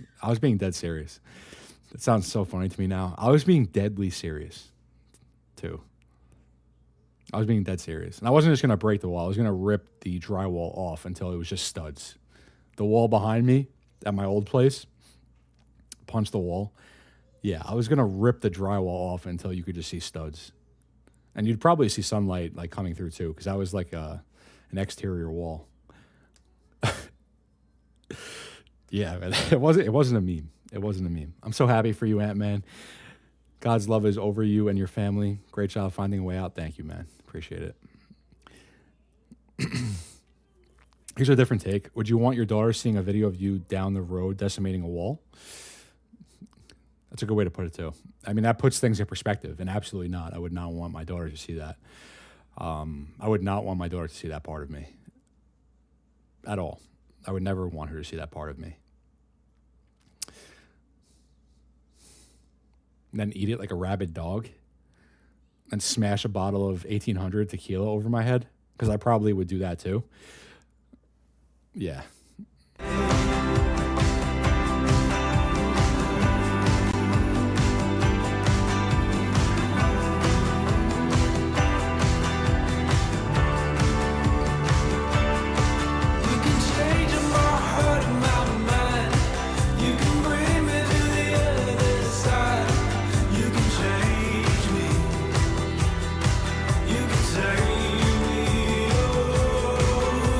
Lawn, yes, she'll know no one can mess with Dad. Do I have to punch a hole in the wall for my daughter to know that nobody can mess with me? I don't think so, really. No. Again, ego aside here, it's gonna take a bad dude to put me down. Truly. I mean that. It's gonna take a bad dude to put me down. Instead, we're gonna build a well in Africa. That's more where I'm aligned right now. Did you make peace with your neighbor before you left the old house? You would always say he hated you because of your screaming. No, I didn't. I remember you screaming at your neighbor in one of your old lives. Yeah. Yeah. Yeah. No, I didn't make peace with my neighbor before I left. Yeah. After describe half of the WWE legends. That wall will never think about it again. I'm 15 years sober. It pained me to see you so impaired. I prayed you would find your bottom. Thank you, man. I appreciate that. Like Costco? Bad man like Costco to put me down? Give me a break, man. Give me a break. Good times. Yeah, good times. I'm sure he misses you. The neighbor or Costco guy? Probably both. It's funny memories, at least. It is. It's funny memories, and it's good to look back on to see growth and see where I was. My mindset at the time was so bad.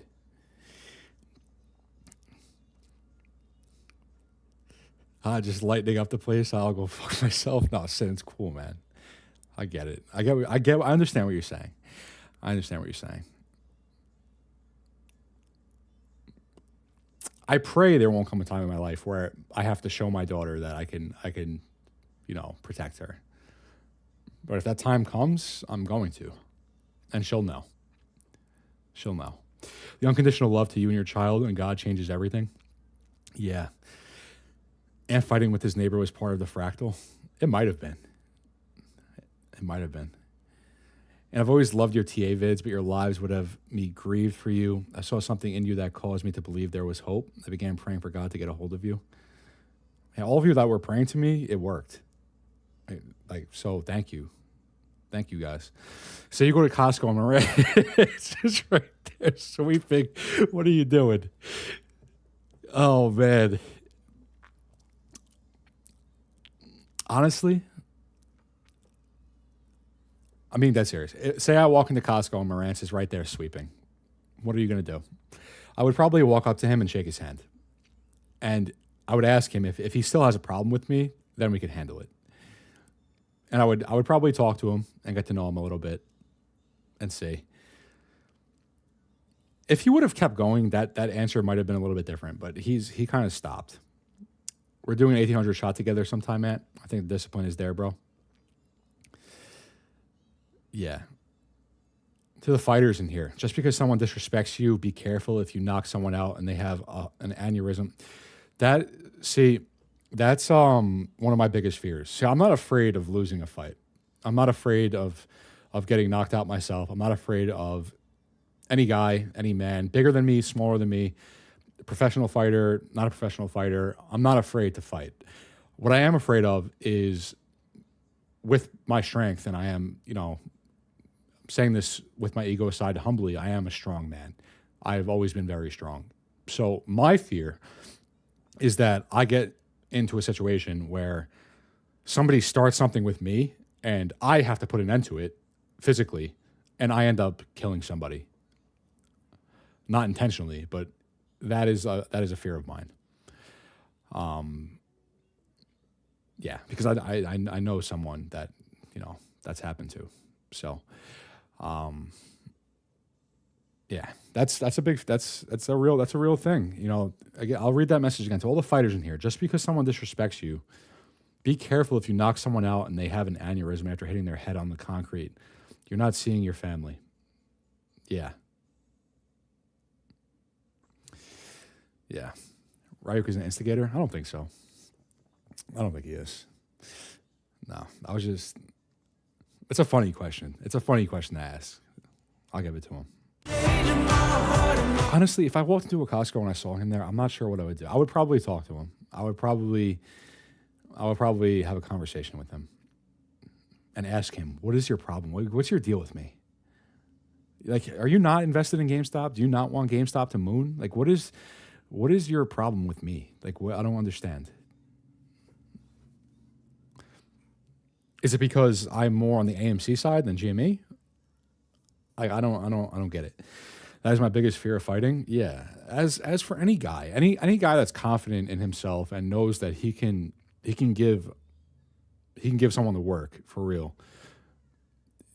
Your fear is not, am I going to lose this fight? It's, am I going to kill this person by accident and go to jail and not see my family?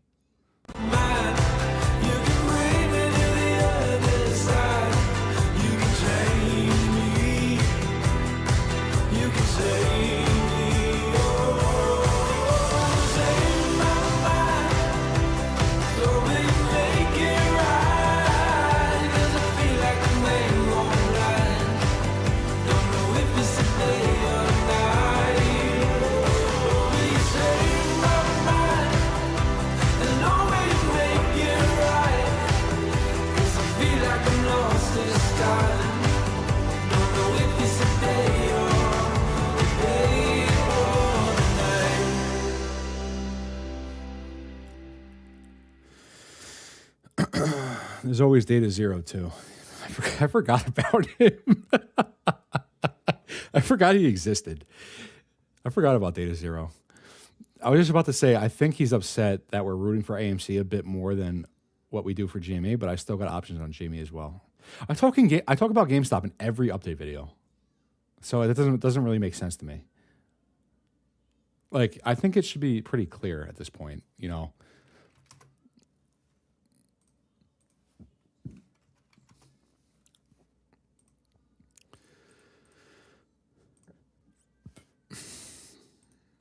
I think it should be pretty clear. I mean, like, we're not rooting for one or the other here. If you root for one, by default, you're rooting for the other. If you root for GameStop, whether you think so, whether you know it or not, you're rooting for AMC. They're the same. Granted, like, obviously they're different companies. Their price targets are going to be different, but they're both going to squeeze, and they're both going to squeeze at the same time. They're synchronized. This is GME AMC side by side. They're the same. And when they break and when they leg up again, when they squeeze, they will do so at the same time, like they did in May. Like GME hit 80 in May and AMC hit 13 in May. Both of them, that move happened on, what was it? May 14th, Tuesday, May 14th. GME hits 80. Tuesday, May 14th, AMC hits 13. And then their pullbacks. And then the micro iterations, all this gap here for GME, this gap here for AMC. It's the same thing. And then down to this bottom, same day. And throughout the rest of the consolidation, it's the same thing. I don't know how else I could show it. Like, really, I like, how else can I show this to somebody and be like, dude, if you're rooting for AMC, you're inherent, like, you're rooting for, if you're rooting for AMC, you're rooting for GameStop, and vice versa. Like, I don't know how else to say it or show it. He definitely still brings you up. I asked him why, but he didn't answer. Marantz, that is. He pops up live from time to time on my YouTube feed. I'll listen to him for about 10 seconds. I don't know why, man. Like, I don't know. This was 2 days ago. Why? We're on the same team. Like, what does he not understand about that? I don't understand. I feel like Data Zero tries to copy a lot of your stuff, Ant, but I stopped hanging out on his channel for a few weeks. Now I got tired of batching him. It is what it is, man. It's fractal theory. I mean, the more people that are looking at this, the more eyes on this, the better, I think. And that was the whole thing with Discord. It was like, the more people that are looking at this, and everyone that can see things from a different angle, the better. This walk down memory lane has been fun. Yeah, has been fun. I said to myself, what would Jesus do? You know what Jesus would do? You know what Jesus would do to Marantz? Jesus would wash his feet, because he's done that. He would wash his feet. That's what Jesus would do. And that's something, like, as man and woman, that we can't fathom. It doesn't even make sense to us. Love your enemies. Think about that. Think about that for a second. Love your enemies. Does that even make sense in your head? Someone who wishes you harm, you bless them. Someone who curses you, you bless them. That's a concept that we can't even grasp.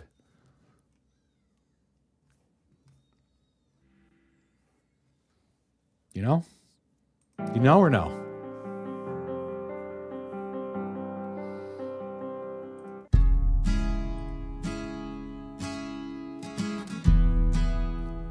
You know or no?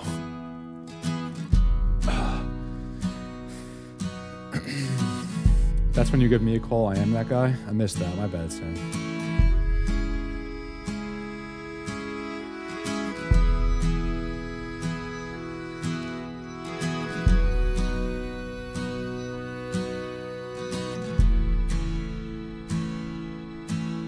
Took my first breath where the muddy rises, spills into the Gulf of Mexico.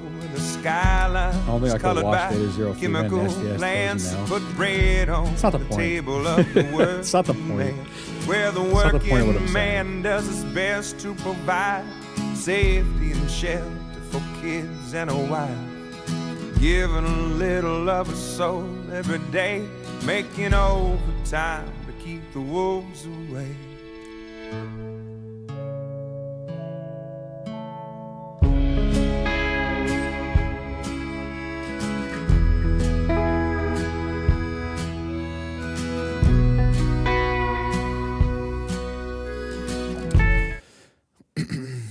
That's a really good question to ask.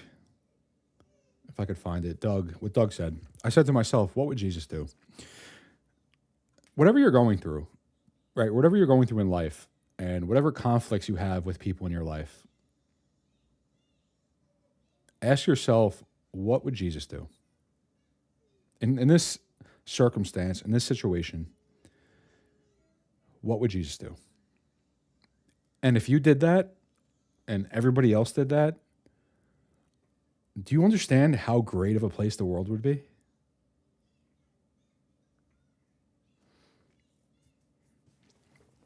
When you trust God to look out for you, then you could love and bless freely. I know, brother, just trying to get a smirk out of you. Great tune. Yeah, Sin actually put me onto this. Good song. Good song. If Jesus did it, who are we not to? Exactly. Oof, looks like spring setup on DJT. Spring setup everywhere, Jonathan. It's spring setup everywhere. Crypto, AMC, GameStop. All this is a spring. This pullback is cap, complete cap. Something I've said before in the market, and the market just keeps going higher. I think one of my last videos that were not I wasn't I didn't have my membership thing on YouTube at the time.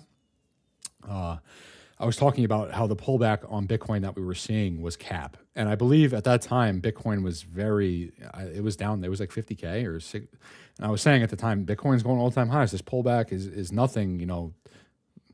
Here we are. Jesus washed people's feet. Jesus would want you to forgive Morantz. I forgive him. I do forgive him. Oh, I didn't tell you guys this either. I'm gonna tell you one more thing,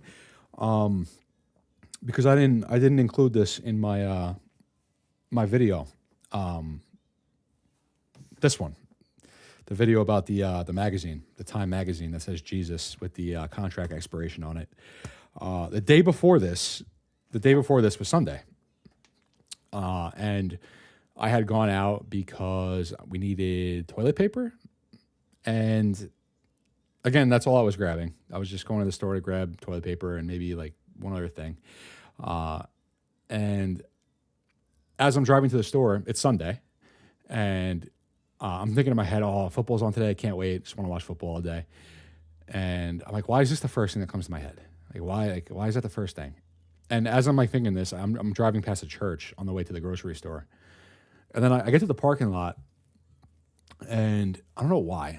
I go in the store, I get what I need, and I come back out. I'm just sitting in the car, and I'm just like, I should go to church. And, I'm very skeptical about the church. And like I said earlier, I don't believe in denominations. I don't believe in Protestant, Catholic, whatever. I don't believe in denominations of Christianity. I believe Jesus Christ is our Lord, and we should worship him how he tells us to worship him in the Bible, his word. So I'm thinking to myself in the car, I'm like, I should go to church Sunday. I'm gonna go to church. I'm gonna pray. I'm gonna pray for the market. I'm gonna pray for my viewers. I'm gonna pray for my family. I'm gonna pray for myself. I'm just gonna go and pray. And I look up a church, and there's one 10 minutes away from me, and it's 10:45, and the church is 10 minutes away, and I'm on their website, and it says the service is at 11. So I'm like, okay, I guess I'm going to service because this. I don't believe in coincidence, and I looked this up for a reason. So I go to the service, and naturally, the whole service, the pastor's talking about John, and I'm reading the Gospel of John, and I just thought that was interesting. But he had a message at the end, and it was about forgiveness, and it was something I needed to hear. And this is why, after I left, I was like, I was supposed to go to the service today. I was supposed to hear what he was going to say. He was talking about so many times in our lives we say, "I will forgive you if you apologize. If you apologize, I will forgive you." But God forgives all of us, always. A forgiveness that, again, we can't fathom. Which is something I needed to hear because, with my family lately, it's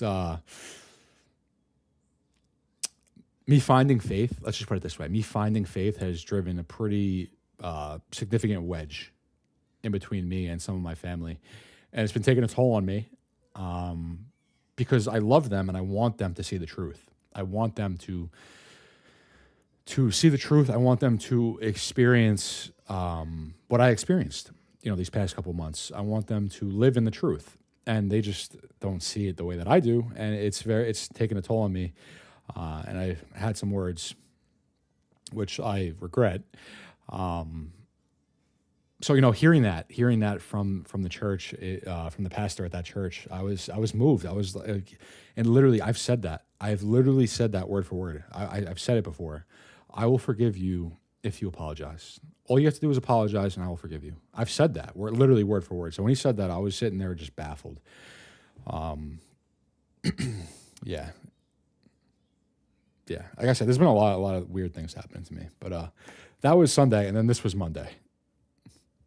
So, pretty wild. Pretty profound thing to think about. Yep, forgiveness equals healing, freedom as well. There's only one church body. Denominations are man-made. The enemy loves division. Exactly. Denominations are division for no reason, for absolutely no reason. Worshiping the same God. But a lot of churches nowadays, like the church is corrupt. And this is no secret, as this is like, it's revelation, it's prophecy, it's end time prophecy. The church in the last days is corrupt. And we see this all the way to the top at the Vatican Audience Hall being the structure of it, literally a serpent head. And it's like not kind of a serpent head, it's literally a serpent head, down to the pillars, on the stage being triangular for the fangs of the serpent. Which to me, as I'm growing in my faith and I'm seeing this, I'm just like, I don't want to go to church. Like, I don't think that I can go to church and I can trust who I'm listening to. So where am I going with this? Yeah. I've been skeptical about going to church, and I haven't been in a church, a service in 25 years. And after 25 years, the service that I go to, not only is the pastor talking about John almost the entire time as I'm reading through the Gospel of John, but then he said that, and that was something that I've said word for word, and I think that this is something that everyone should probably, a lot of people probably need to hear, is forgiveness is very important, especially to those that you think don't deserve it, because God forgives you. So who are you to not forgive those people? And that's the last thing I'll say on that.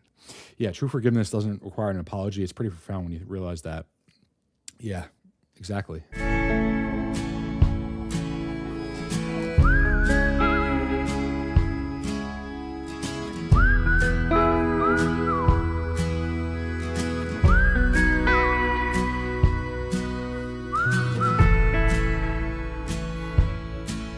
I was barely 13 when the company man tried to dig my... In my case, I had to forgive a dead person. I definitely wasn't going to receive an apology. Yeah. And that's something that is probably hard to live with. And that's, something that can be avoided, like knowing these things is, you don't want to be in that situation when, you're ready to forgive somebody and you can't because they're not here anymore. I hear you went, I just think it's not the church. The apostles made the church because Jesus calls us for congregation and gospel as a community, but man corrupts God's law. Yeah. I forgive you, Adam Aaron, for diluting. Oh, man. Yeah. The definition of church is not a building, it's the body of believers. What we are doing right now is church. That's true. Yeah. That's a good point. I never thought about it that way. Never thought about it that way. That's interesting though. But yeah, it's tough, man. It's tough when you look at these churches and you look at some of the pastors at these churches and the things that they're preaching are just completely anti-God. It's just, it kind of turns you off to wanting to attend church. And not because you don't want to go to church, because you do, you genuinely want to, but you don't because you can't trust man. It's a tough spot. It's a tough spot. Adam Aaron will be a slave in hell. Okay. Careful with that judgment. Pharisees, it was power, and in these mega churches, now it's greed for money. Yeah. Greed and also trying to appeal to sinners. Well, I mean, not in that. Obviously, churches are appealing to sinners. Churches are for sinners, but promoting sin, like that's what I mean. The churches that are promoting sin, things that are sinful that God tells us in His Word in the Bible. Some of these churches are promoting that rather than condemning it. The church is for sinners. We are all sinners. That's what church is for us to go to church and hear God's word and repent. But the churches that are promoting sin is what I have a problem with, rather than condemning the sin. That is great. It happened on a French owned tanker ship, spilling poison in the Galveston Bay, where the liquid fire filled his lungs and his eyes silenced any more cries. Cold in the grip, death stinging pain, he fought like hell to keep the wolves away. Are we free for money? Wait. What do you mean? Are we free for money? That's not what I was trying to say. Okay. Elaborate. Yeah, bro, don't want to be pushy, but Orthodox Church calls this blasphemy, the Zionist movement. I have to look into the Orthodox Church. Yeah, I mean, from what you've told me over the phone and the conversation that we've had, it seems like the Orthodoxy is doing the right thing, condemning sinful behavior, whereas other churches are promoting sin. Nice song name. The name of the song is "Keep the Wolves Away" by Uncle Lucius. Keep the wolves away. Great stream, Matt. Thanks to everyone here for the great conversations. Of course, man. Of course. I feel bad for I hear my daughter crying right now. I feel bad for her. Chances of Jamie helped AMC with debt? Maybe. I mean, you never know. I'm waiting on Slash Master for his rephrasing of the question. Are we free for money?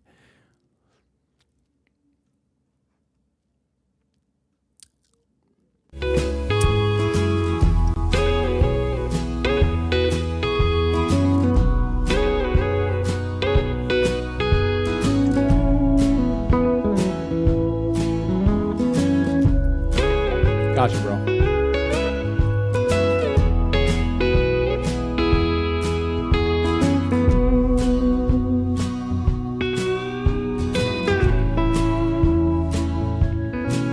For the next few years, Dad was sick as a dog. Okay, now I know what you're saying, and that's a tough question. And I spoke with Ryuk last night on the phone for an hour about this. Not only this, but other things, like just discussing our faith. I meant to type greed. Is this play not us being greedy for money? I see it that way.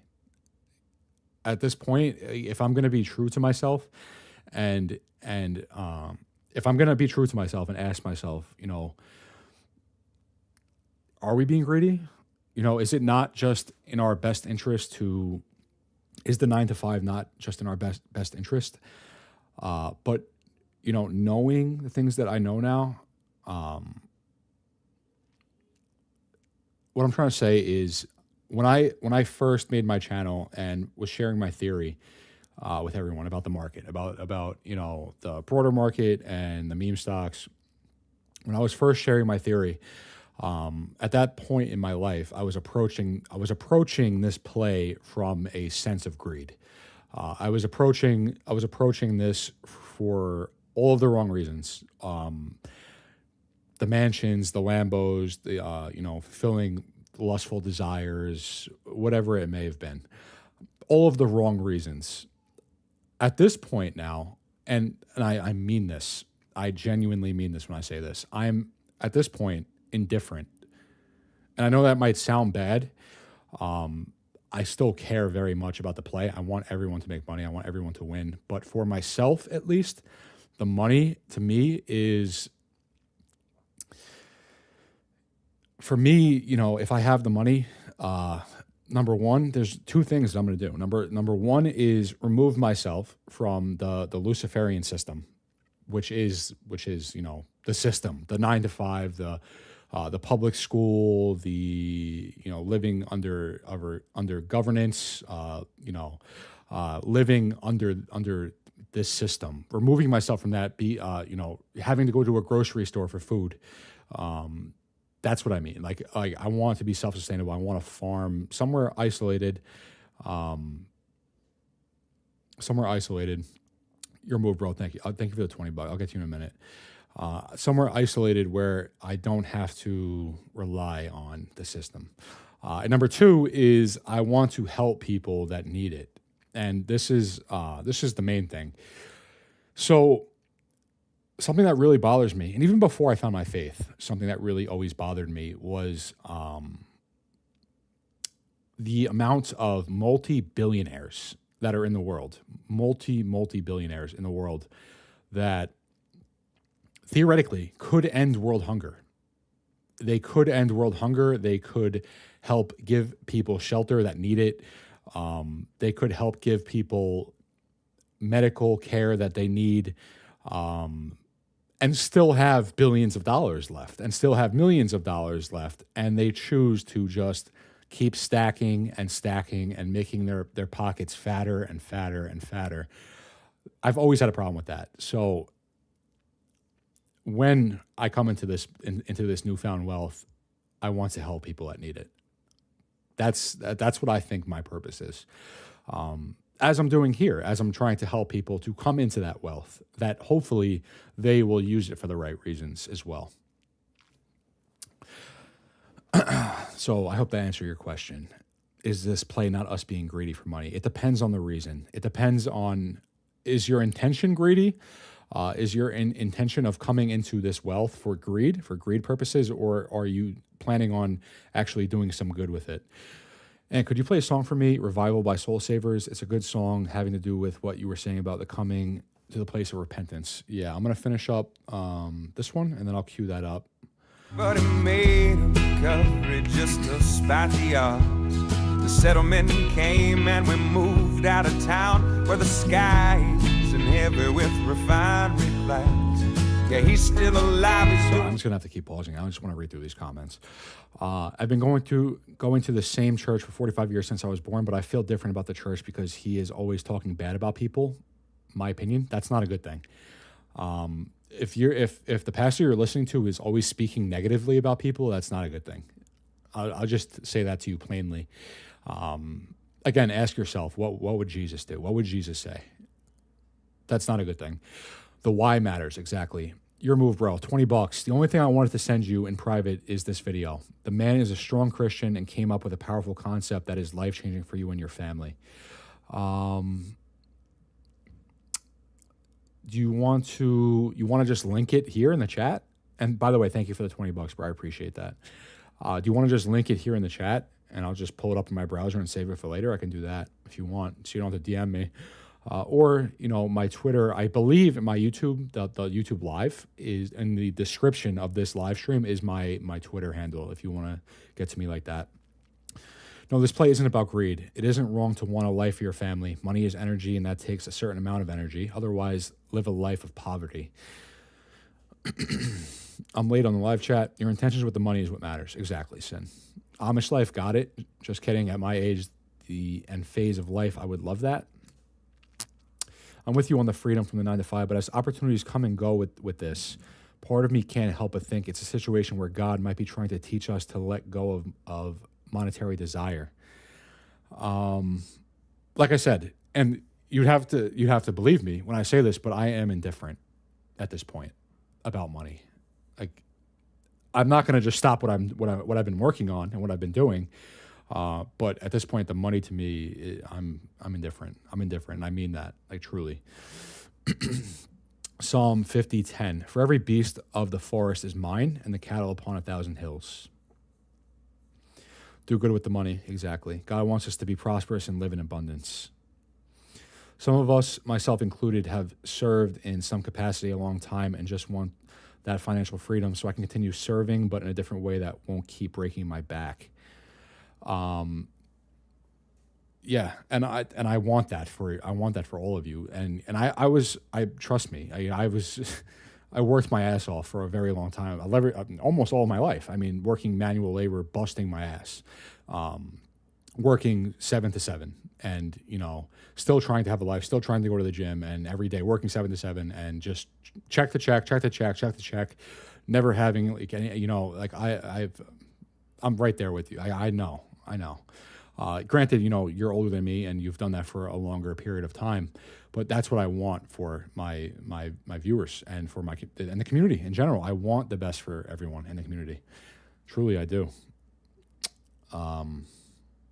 Yeah, and that's why I get very frustrated sometimes with the people that come at me with the snarky responses and saying you're a piece of garbage and you're always wrong and this and that. And when I'm coming from the place of I truly want to help and I want the best, it gets frustrating. It gets to you over time. It gets to you because I don't get it. I don't understand. If you don't like me and you don't like me, why are you here? Why are you here? Just to hate me? Like, look at yourself. Look at these celebs. Yeah, exactly. Just don't worship money is my take. Yeah, exactly. Money should not be the priority. It's important. Yeah, there's no getting around that. Money is definitely important. And this is kind of going back to what I was talking about with my Bible reading and kind of making that connection with God leading the sons of Israel out of Egypt through Moses. God leading the sons of Israel out of Egypt through Moses, he's taking these people that are living in poverty, they're slaves in Egypt, to a sinful, corrupt people. And through Moses is leading them out of Egypt, out of slavery, with all the plagues that he inflicted on Egypt. And then through the wilderness, and it wasn't easy leading them through the wilderness. They lost faith multiple times. They built an idol for themselves when Moses went up to the top of the mountain. They built the golden calf. And God is telling these people, you have an inheritance of land, energy, resources, money. You have an inheritance of land by obedience with me as Lord. And that was kind of the connection that I'm making, where what I'm trying to do is essentially the same thing. I'm trying to lead these people. I'm trying to lead the community the best that I can. Trust me. I stress myself out with the TA, trying to be perfect with it, trying to get everyone to a spot where here we are. We made it. And then from there, it's just back to that. Is this for greed? I hope not. I hope for each one of you that the case here is not for greed. The reason for you being in this play. I believe you. I think I might not believe myself. I think I am being greedy. I want to pay off my student loans. I want to buy a house, a nice watch, blah, blah, blah. Well, you need somewhere to live. Paying off your debt's important. Now, do you need a mansion? Do you need the nice watch? You could want it all you want. You could even get it for yourself. But as long as you don't put those things above God, as long as you're not idolizing all these material things, you could have them so long as you keep God at the top of your list, is the way I see it. I want my 77-year-old parents to retire. I want them to have a safe home to live without worrying for shelter and food. That's a good reason. Yeah, that's a good reason. Devil, get off my back. I think of it whenever you win, demons are laughing. Even when they see you prevail, they know you will give in next time. Wow. That's a powerful statement too. Yeah. And they do. They sure do. I'm thinking whenever you win, the demons are laughing because they know eventually you're going to give in. You're going to fail. You're going to sin again. You're going to fail again. So they know. Then they laugh and they mock. That's what they do. God wants us to be prosperous, not just for ourselves, but to fund his kingdom and preach the gospel and support all those who do. That's why he wants his children to be prosperous millionaires. That's what you have me for, to smash bots. There you go. That's what sin's for. The hard hand. Love the Lord your God with all your heart, then love your neighbor. This summarizes God's commandment. And your enemies. That's a tough one. The toughest one, love your enemies, but still, That's what God do. That's what God does. That's what he would do, is love them. Even if that love may seem harsh in the flesh, even if that love may seem harsh in the flesh. And not all are called to be saved. Keep that in mind. Not all are called to be saved. There are sons of God, and not everyone is a son of God. And he tells us that. Build a house as if you want God to live in. Yeah. I sent the link here. I appreciate all that you do for us. I didn't see it. I don't see the link. Yes, look at the story of Abraham.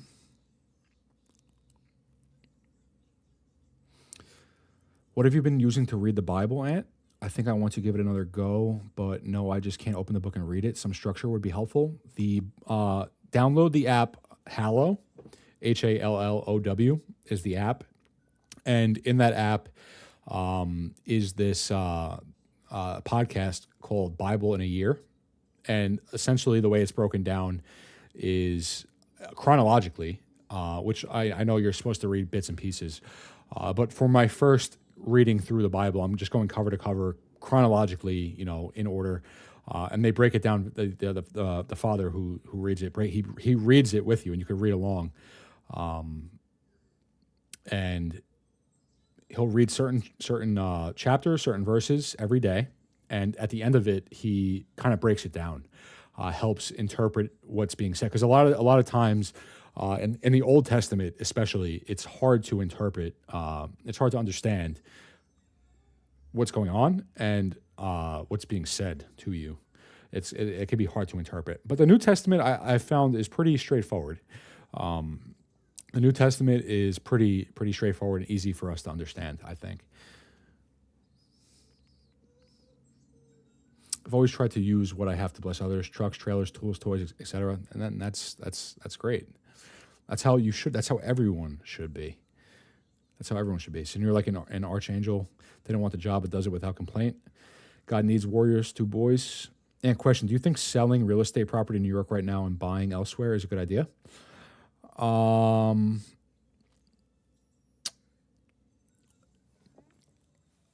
Well, put it to you this way.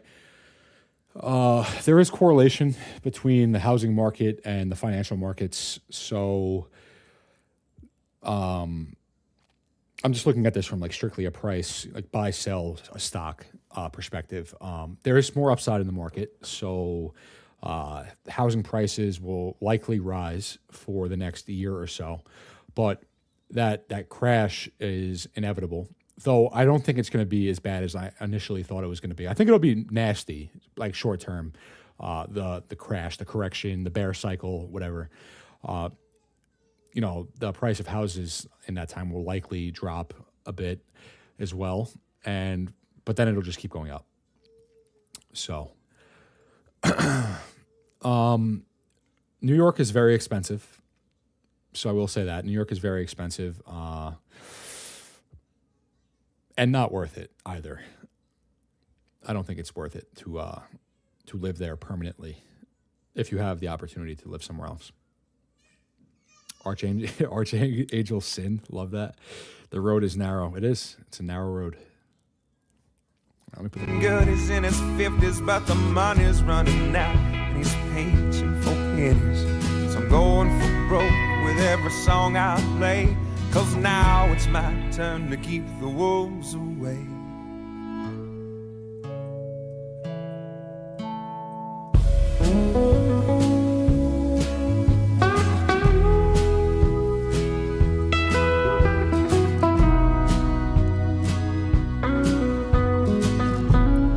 It's a YouTube video. The title is "This is Nelson Nash." If the link didn't show, the link didn't show up, so I'm gonna look this up really quick. This is Nelson Nash, the creator of the infinite banking concept. So what I'm seeing here is this is Nelson Nash, the creator of the infinite banking concept. The YouTube channel is called Nelson Nash Institute. 5 years ago, hour long, approximately. Real estate values will decline massively with the market, I believe, Sin, with the market. But as the market does what the market does and keeps going up, as will the price of homes, especially because the population of the world is only growing. That's number one. Number two, if you look back to it's fractal. The housing market, like the stock market, like everything, is fractal. And if you look back to the early '90s, how much was a home? 40K, 30K. What are they now? 400K, 300, 400, 500K for that same home. It'll only go up. There will be dips, much like the market dips, but the price of homes will only go up from here. That's just my opinion. There isn't supply now. Rates will get artificially lowered, and there will be an oversupply in the market in the near term. Prices will fall dramatically. And you're saying in the near term, as also the market will top out in the near term. And I'm saying near term like a year-ish, near term. Like the housing market will just keep going up. Like the stock market will just keep going up. It's just fractal. It's the sine wave. It's the uptrending sine wave. That's all it is. That's just my take on it.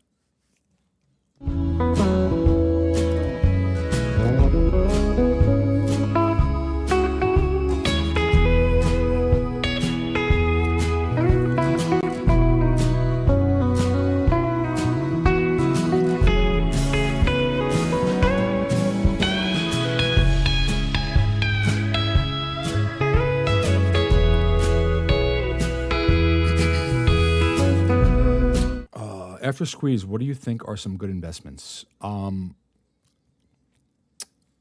It's tough because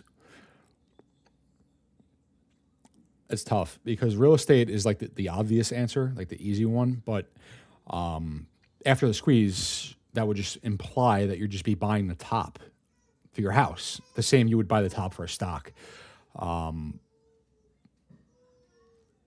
Assuming it's like a one-to-one correlation, which I do believe it will be. I believe when the market crashes, as will the housing market. But like the market will recover, as will the housing market recover. Real estate's a good one. I would say gold and silver would be good as well.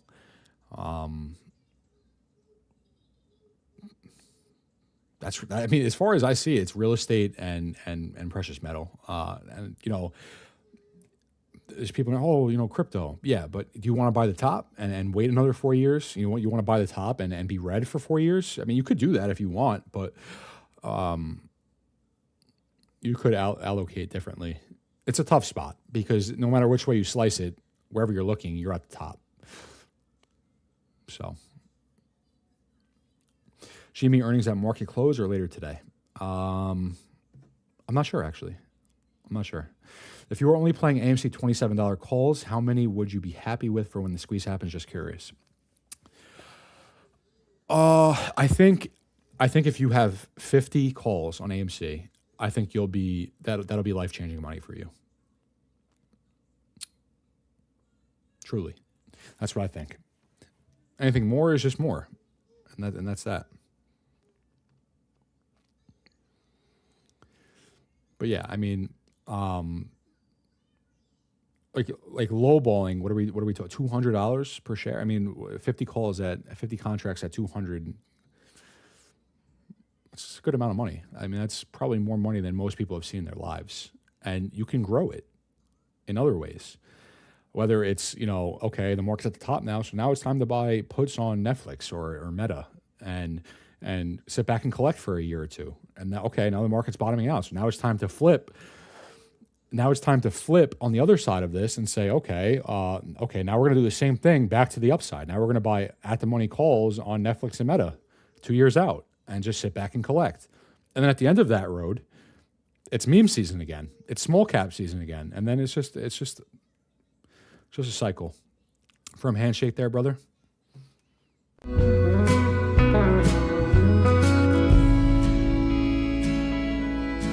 Matthew 18:20, for where 2 or 3 are gathered together in my name, I am there among them. I love that. That's awesome to think about. That is awesome to think about. I mean, the Lord is always with us, but that's an awesome verse. For where 2 or 3 are gathered together in my name, I am there among them. That's awesome. Money will keep flipping after squeeze. Yeah, like I said, I think with the understanding I have now of the mechanics, which granted from the beginning, I feel I had a pretty good understanding of the mechanics of the market. Like I said, if I can go back and change one thing about this whole journey, it would be understanding that there's an order to this. It's NASDAQ and then, Dow and then NASDAQ, then SPY, then RUT, then RUT. Last is the small caps. If I could go back and have that knowledge, this road would have been much, much smoother for all of us. But like I said, having that knowledge now, post squeeze, it'll be very easy, I think. Not to get too ahead of myself, but I think the plays post squeeze it's gonna be very easy. I should probably humble myself a bit in saying that, but that's what I truly believe.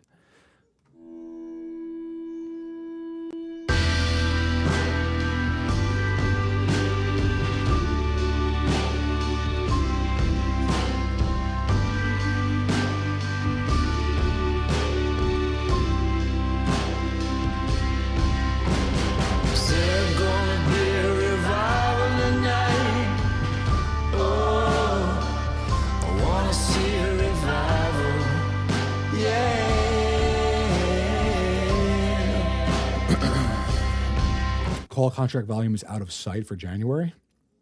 On AMC GameStop, I'm assuming. Gonna be a revival tonight, Lord. Let there be a revival,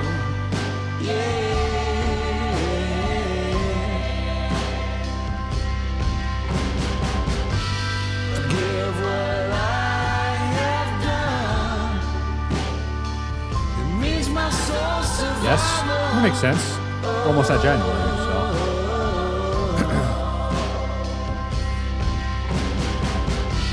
That makes sense, as January is next month. So, I mean, at this point, anyone buying contracts, you're probably, okay, January is next month, let me buy in March or May or, I think the Januaries are gonna print. I think they're gonna hit. As far as like tracking everything, not just AMC GameStop, everything. There's nothing left to do here besides break. If you think that call contract open interest is crazy, look at Tesla. Yeah, well, Tesla is at all-time high, I believe. It might have even hit all-time highs already. I'm not sure. Not quite. Very, very close, though. Tesla, insanely close to all-time highs. Leave your soul to sing. Put an end to my suffering.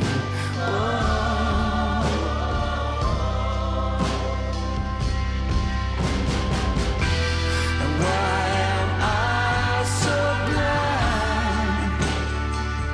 With my eyes wide open.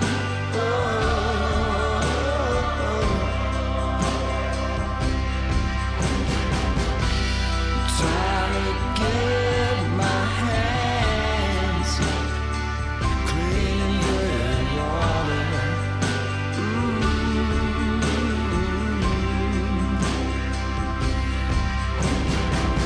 Any advice for younger generations that want family and kids?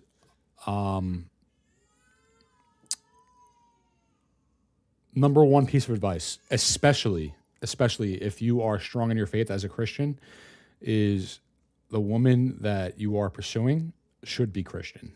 And let me put it this way.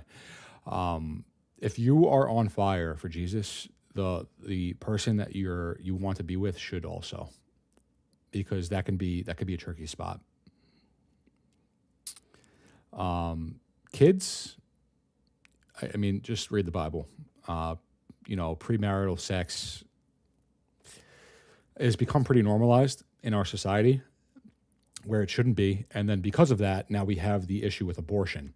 And, abortion was like the main thing with the election, like, the differences in abortion, which, if you just think about it, if everyone just followed God's word and didn't have premarital sex, abortion wouldn't be such an issue.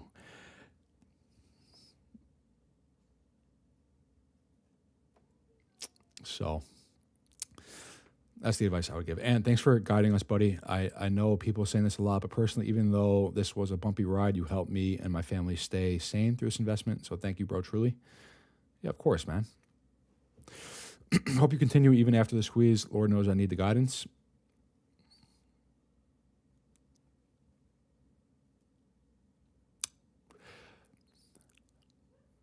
Guidance at some point needs to come within.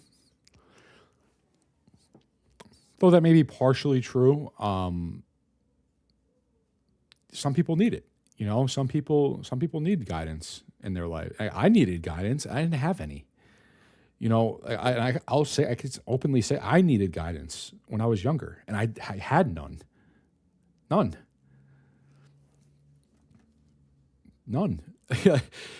like to you know, to the younger generation, another piece of advice that I would give, and this is something that is real. It's real advice. Build a relationship with God now. Do that now. Do that as soon as, if you haven't done that already, do it as soon as you possibly can. I wish somebody would have told that to me when I was younger. I wish when I was younger, somebody came to me and said, hey, Aunt, you know, really, you should be prioritizing your relationship with God because of X, Y, Z. And showing me, you know, that there is more to this life than just what you see and the things of this world. Also be ready to put their needs above yours. Must be selfless to lead, coming from 18 years of marriage and a 17-year-old son and 21-year-old daughter. Yeah. Life changes a lot when you have children. You're not as free. You know, people always say it's difficult. It is difficult. You know, sleep becomes an issue. Going out becomes an issue. You know, especially if you don't want somebody babysitting your daughter, your son or daughter. Going out and having free time becomes an issue. You need to be selfless, and you need to be loving, and you need to be patient. Patience is a big one. Patience is a big one because if you could hear my daughter crying right now with my wife, there's a lot of that. And, you know, she's teething, so she's in pain, and she's in pain every day. And we try our best to help with that pain, you know, whether it's Tylenol or whatever, and distracting her. But she's in pain. And because of that, she's going to cry, and she cries a lot. So that is stressful. And, you know, it takes patience to deal with that. You have to be patient and loving and caring. But if you have a relationship with God, a true one, and you are strong in your faith, all of these things will just be natural. They'll just be natural to you. Which again is why I said my first piece of advice I would give to a younger person, or anyone for that matter that needs to hear it, is you should prioritize building your relationship with God. That should be number one. Temporary, sure, but change comes from within. That's my point, especially as a man. Yeah. I mean, if in order to change as well, this is another important thing. In order to change, you have to have a level of humility and be humble enough to say, I'm not perfect and I need to change because this isn't okay. So humility is important to go along with that. In order to change, in order to grow, you need to be humble. You need to have humility and admit that you're not perfect. Patience. Try being a school teacher for 18 years. I have the patience of Job. I think we all have the patience of Job at this point. I maybe not all of us, but I would say a good portion of the small cap, meme stock, meme coin communities have the patience of Job. Maybe I'm wrong in saying that. I don't know. I'm probably wrong. Patience is, patience. Try holding AMC for 3 years. Yeah, exactly.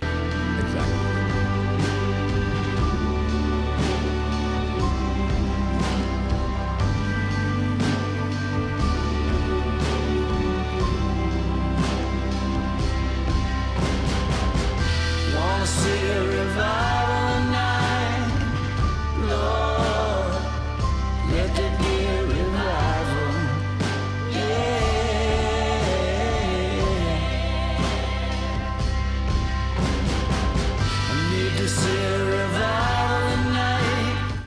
And that, Luke, is something I had to learn myself. And that's why that would be the number one piece of advice I would give to somebody younger than me seeking advice or truth, for that matter. If you don't humble yourself, God will. Yeah, exactly. If you don't humble yourself and you keep walking down the wrong path, God will do that for you.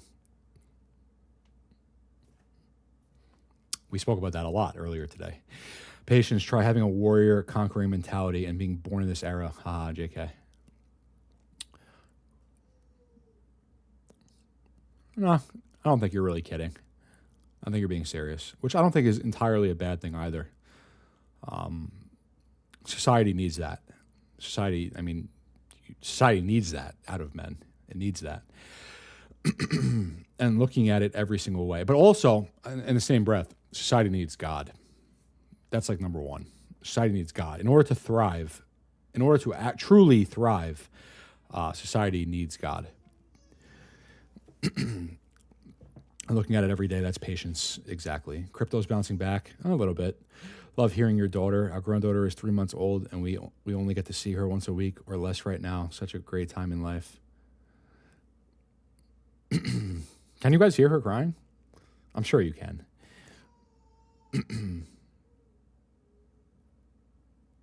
And call me red-handed for real? Yeah, because I know you're not kidding. Because I know the mindset. I know that mindset.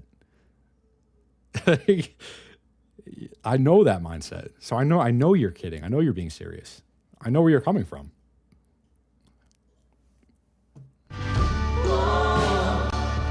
Wanna see a revival.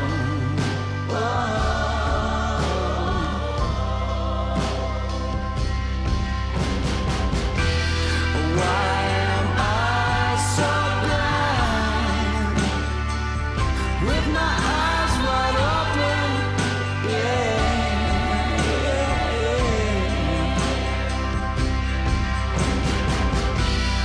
Now I need someone.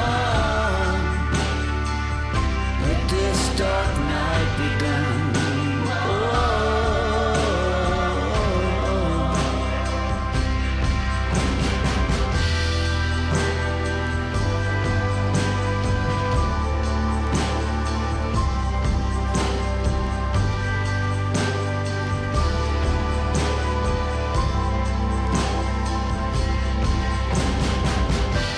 I need you so it's sin. Put an end to my suffering.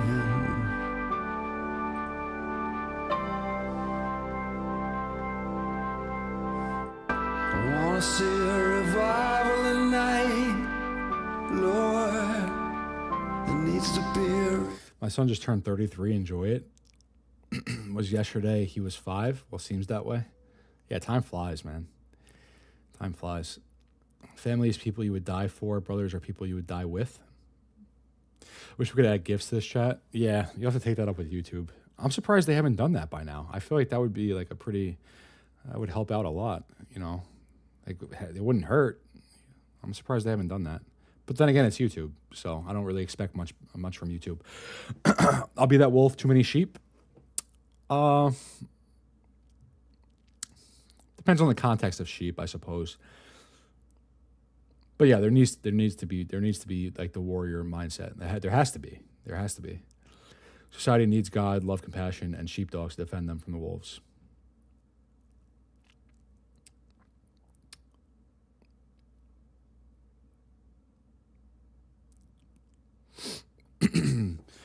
I think the important part about the wolves of society is they need to be coming from the right mindset. Is the important thing, is that those wolves that you refer yourself to, we need them, but they need to come from the right mindset. That's the important thing. The sons of Israel were wolves, and they were slaves. They came out of poverty. They came out of slavery, and across the desert, across the wilderness, into Jerusalem, they were wolves in Jerusalem, serving the Lord. and wiping out wickedness from the world in God's will.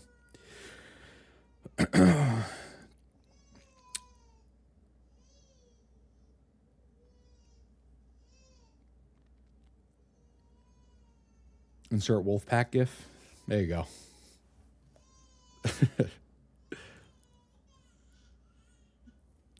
I feel bad. Hold on, I'll be right back.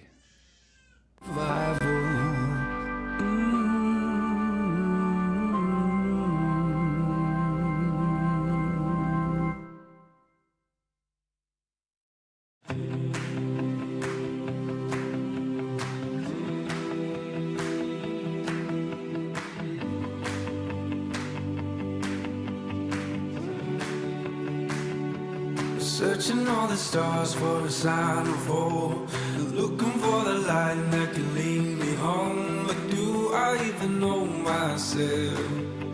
Do I even know myself? I'm trying now to pick up the pieces again, just to find them all fall further in. And do I even trust myself?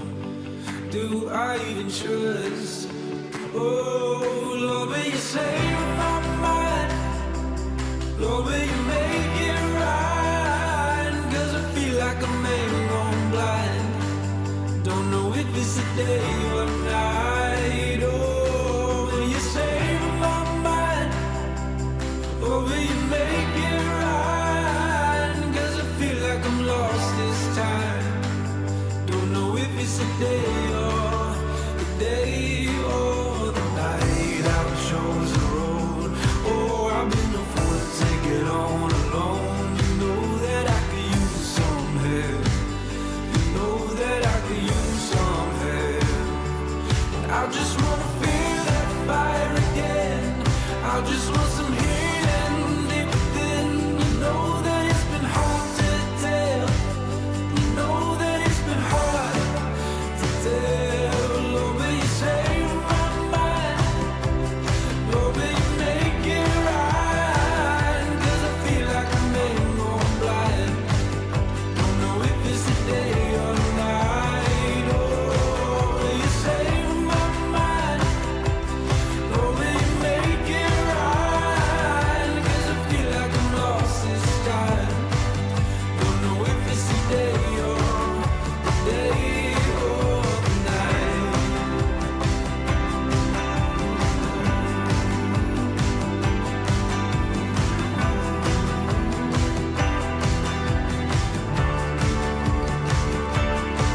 You can change my heart and my mind. You can bring me to the other side. You can change me. You can save me. Oh, you can change my heart and my mind. You can bring me to the other side. You can change me. You can save me. Oh, save my mind. Lord, will you make it right? 'Cause I feel like a man going blind. Don't know if it's a day or night. Lord, will you save my mind?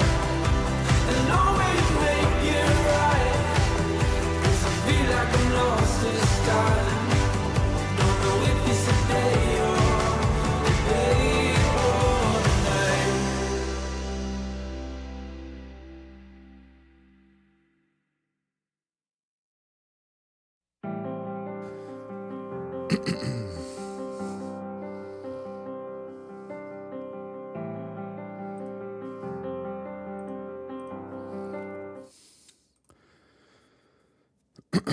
Look at the graph of AMC since 3 years. Exactly. Me Too more than 3 years at Me Too more than 3 years at 2 hours per day. If you really dig deep, there's a big battle going on with good and evil. Absolutely. Yeah. These people are trying to take away God from us and men. They're destroying families, making men less men in many ways, which is why you need the wolf.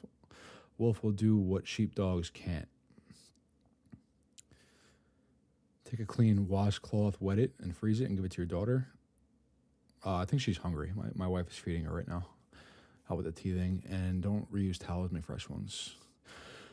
I'm confirmed Catholic and far removed from the church. Furthermore, my spirituality is stronger than it ever has been, but isn't Christianity. It rhymes with the core message, but more esoteric.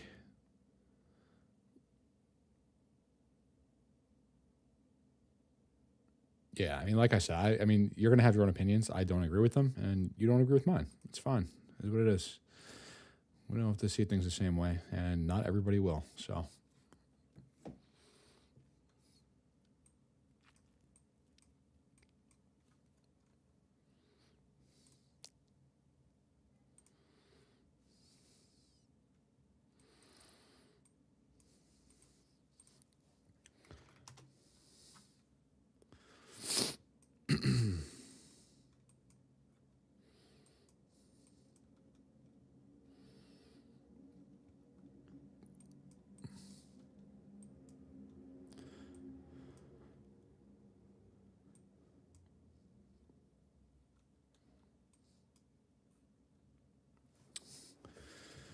All right, what time is Jimmy releasing earnings, or have they already?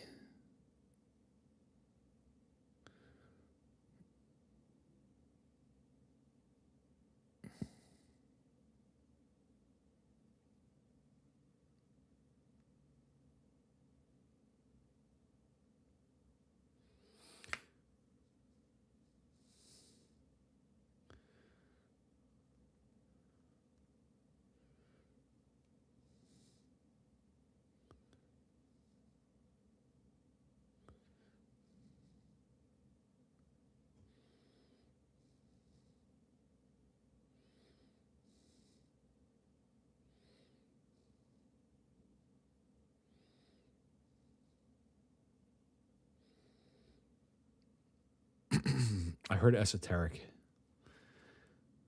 After hours officially started, let's see what happens. There's Alex. What up, my man?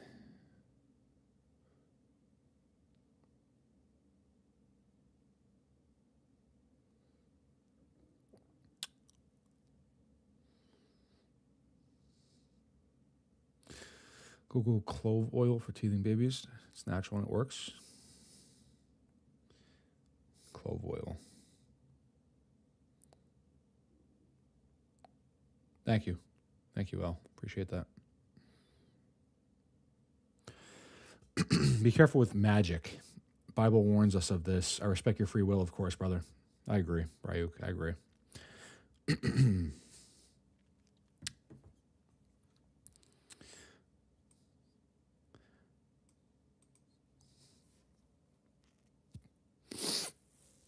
Earnings at 420?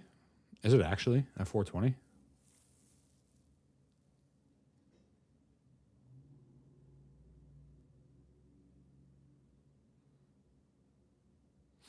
I'm assuming it was reported. Some volatility here. Or is it actually at 420?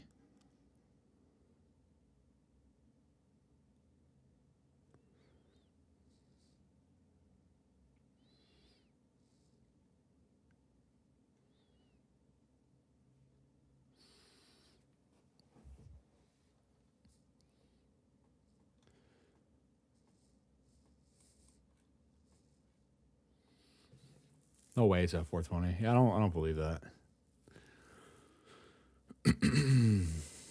Or 109. Yeah. Yeah, 420. It's actually at 420.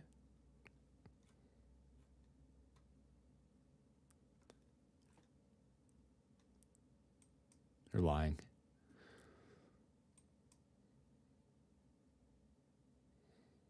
I wonder if we're actually going to hit the level.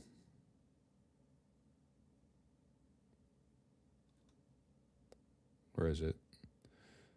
It's like $25. It's actually at 420. Interesting.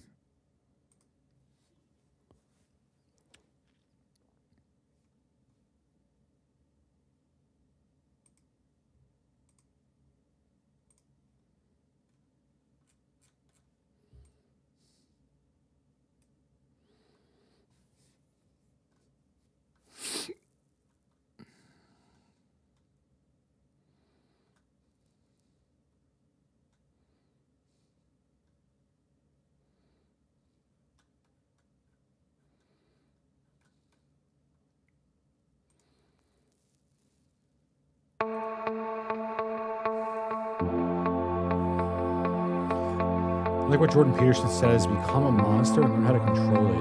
Just like Miyamoto, it's better to be a warrior in a garden than a gardener in a war.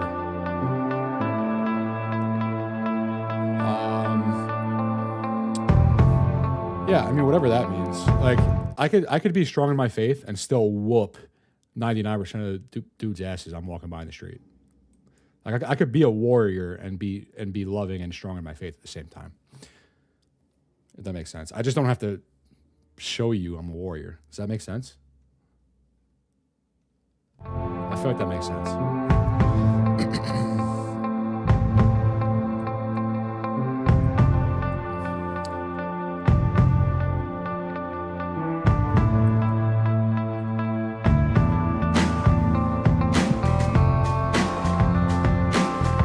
Also, I'm not God. So if God tells us to be like him, or try to be like him at least, that's what I'm going to do, because I'm not God. RK's only 109 length video ends in cheers. If you remember his string of emotions, that's the last one. We'll see soon enough. Revenue 860 mil expected, 887. EPS 4 cents, 3.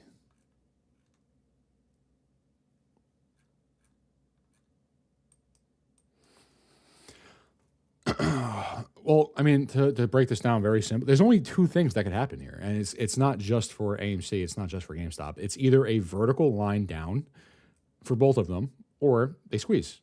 That's it. They either leg down here or they squeeze. AMC breaks $4 and legs down vertically, and then GME, likewise, you see the same move, or they gap up and squeeze. That's it. And something I've noticed about this play that excites me, but also worries me a lot. A lot of like-minded people have been called to this play who gathered us here is what has me curious, the big man, or I don't think so. No, I don't think so.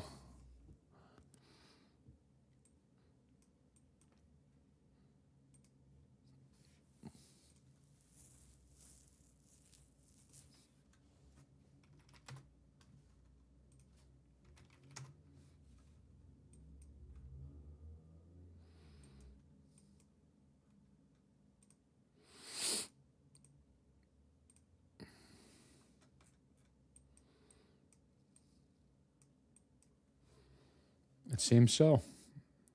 It seems so. Earnings dropped at 4 p.m. GME beat, ER missed on sales.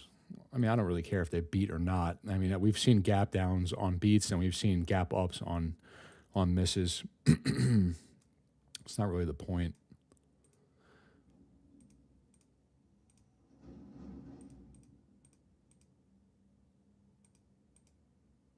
There it is.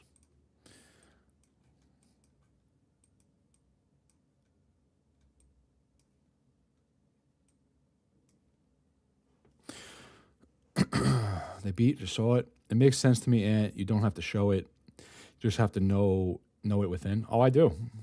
I do, believe me. Knowing what you're capable of doing to defend your family, those internal conversations with yourself are important. Yeah. Even where I am in my faith, and I could try my best to be the best person I could possibly be. If someone tries coming through that door, they're going to die. You know, my family's here. Someone tries coming through that door, they're dying. I have that internal conversation all the time. Believe me.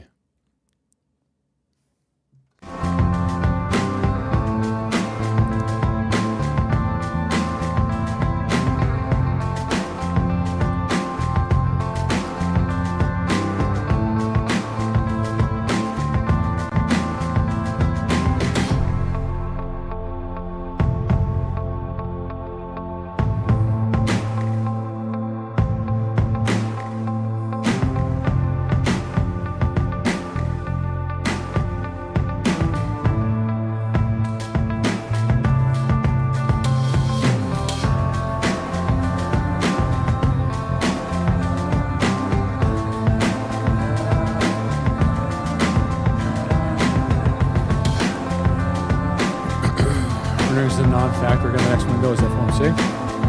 Yeah, I mean, it's what it is. On to FOMC we go. No way we go sideways. And we'll see. My demon of a dog would get to the person before I could. That's a good thing, too. Sideways me into more time for more calls.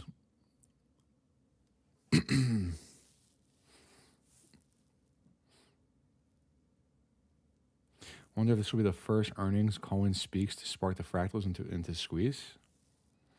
Pretty good reversal off the lows here.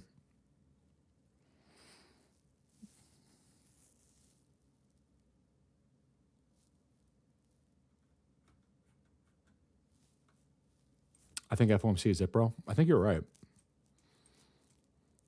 Not that it can't happen like sooner, but yeah, I mean, 2021 was FOMC. CPI tomorrow, volatility tomorrow. Yeah, maybe it's not FOMC. It could be.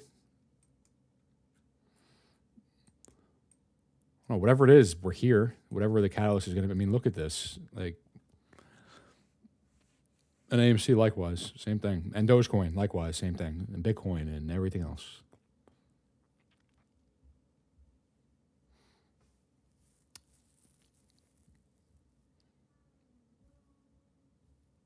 And we don't have to go far. I know people are going to differ in opinion on this than me.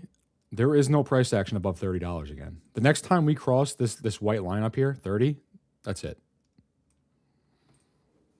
The next time we cross $30, we will be doing so vertically. When's FOMC? It's next Tuesday, Wednesday next week, 17th, 18th.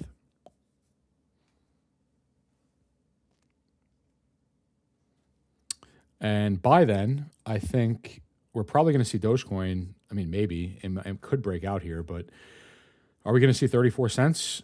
This trend takes us to 34 Thursday next week. Do you think we are still going to squeeze before the giant? Yes, I do. Yes, I do. I'm not just saying that either. I promise. I'm not just saying that.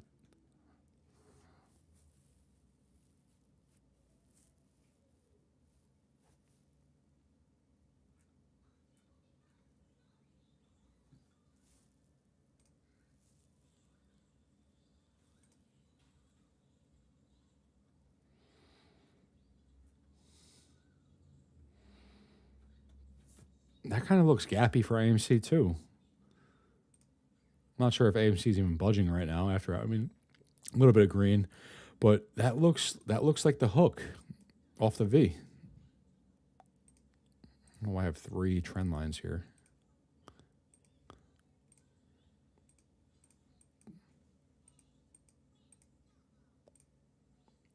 GME says no dilution. No more GME dilution per earnings. Good. Now there's no excuse, right? Or there theoretically shouldn't be an excuse now because dilution was killing the squeeze, theoretically, supposedly, allegedly.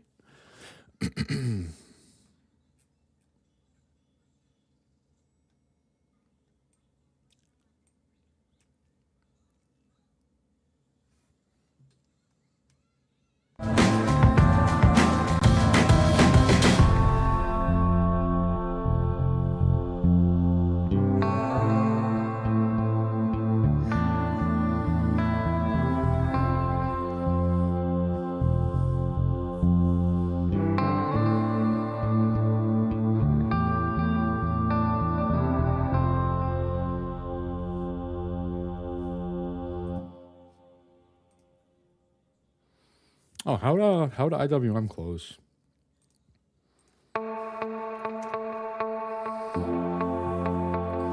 Still in the wedge. This dilution is different how the terms are set up with the Goldman. Interesting.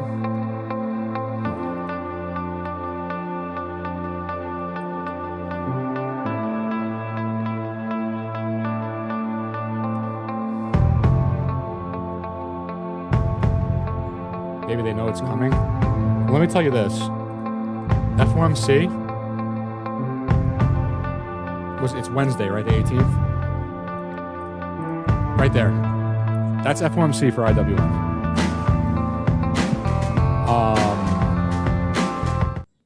This vertical line is FOMC for IWM.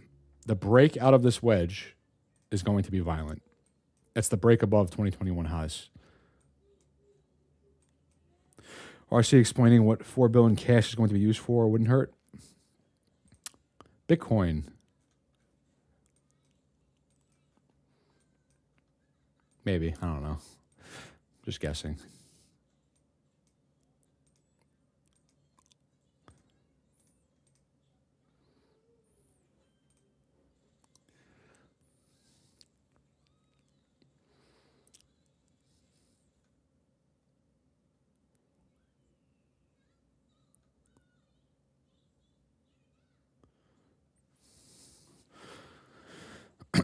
Interesting. We couldn't just hit the yellow line. Had to come as close as we possibly could without hitting it.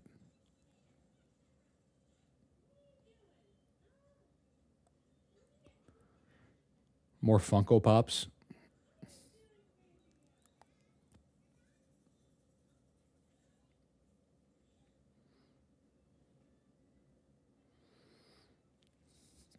Agree, can't hurt Sin.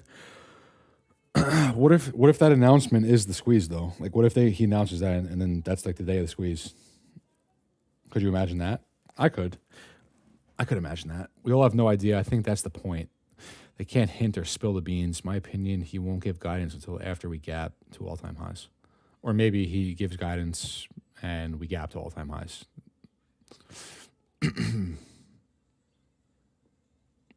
Could be that.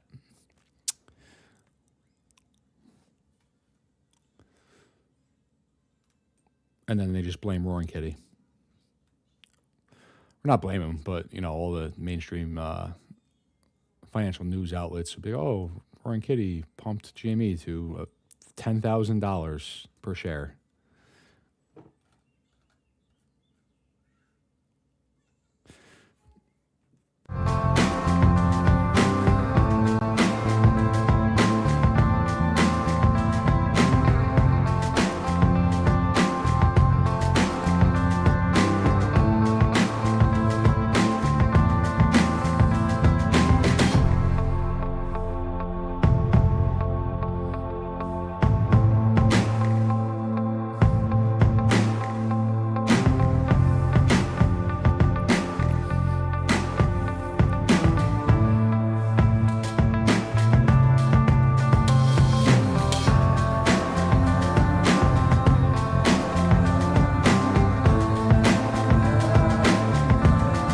Was this been an excuse for mainstream media to run with? Yeah.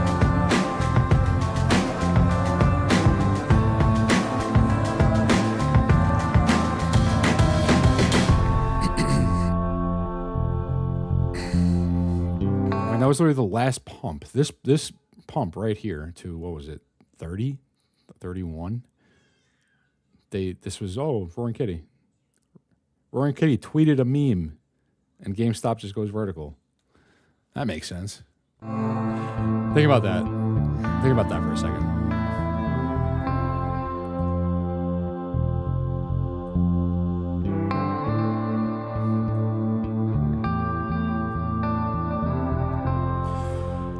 What's he waiting on? That's my issue with him. Unpopular in here, but it's my take. Chart's ready to go. Show me a CEO that doesn't give guidance on what capital is used for. I've theorized this before, and I could be completely way off wrong. I could be, but maybe it's scripted. Maybe. Maybe everyone knows. They all know that it's going to happen. Cohen knows. The Fed knows. The president knows. They all know what's about to happen. And maybe it's just scripted. Because I find it hard to believe that they don't know. I could be wrong, but I think they know. I think they know. I think they know exactly which day, at what time, and what we're going to say. That's what I think. I could be wrong.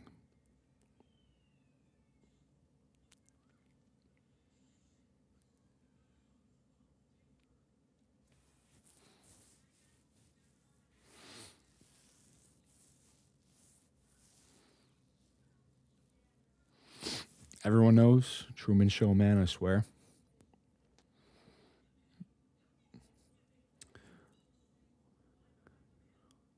Yeah, even AA give us new Coca-Cola machines. That's the good thing about a meme stock is the company doesn't really matter. That's the truth of it. I can't imagine a single catalyst that isn't Roaring Kitty related, nor can I, honestly. Though it could be it could be guidance. It could be. It'll probably be something with Roaring Kitty, or both at the same exact time. I don't know. I don't think there's really any point in speculating over what the catalyst is going to be. But there's, as far as like tracking, it's just from a fractal standpoint, right? It's breakdown vertically here to lows for GME or squeeze from this range that we're in. And likewise with AMC is we either, I'll keep this chart here because I'm going to close it with this point. For AMC, likewise, we either break down through $4 vertically to lows or we squeeze. It's the same thing. Agree, but that's why I don't suck off RC or A. Yeah, nor do I.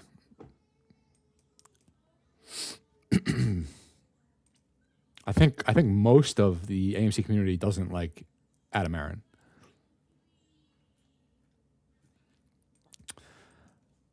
Like I said, this trend here, we either reclaim with a gap up and squeeze, or we don't reclaim this trend and we knife.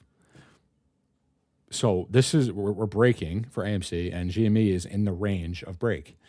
And this is as, you know, like I said, IWM is in this wedge, hit all-time highs 2 weeks ago, wedging, very tight range, and come Wednesday next week, FOMC, this is the range.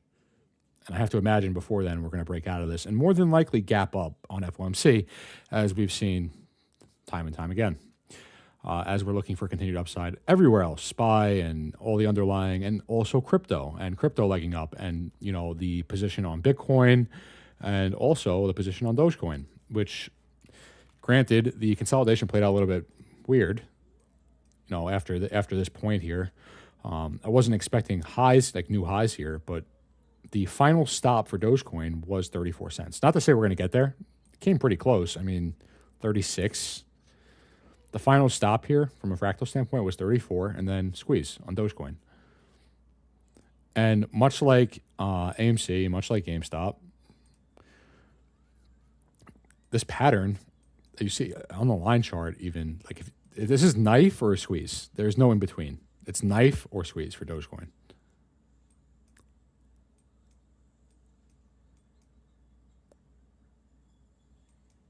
You are here.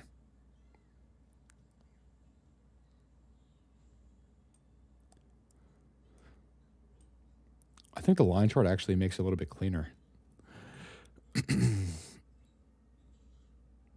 GME acting up right now? That doesn't surprise me. I'll look in a minute, but it's time to pick a direction. Is it acting up, or are you just saying that?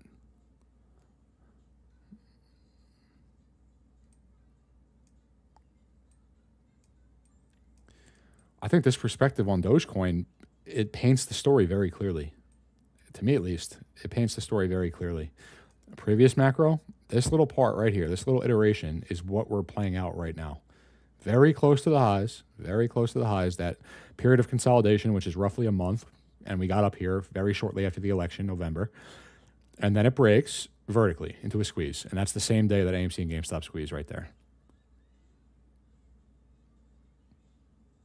Just 3%, but a little movement. All right, well, let's go back to GME and see what's going on.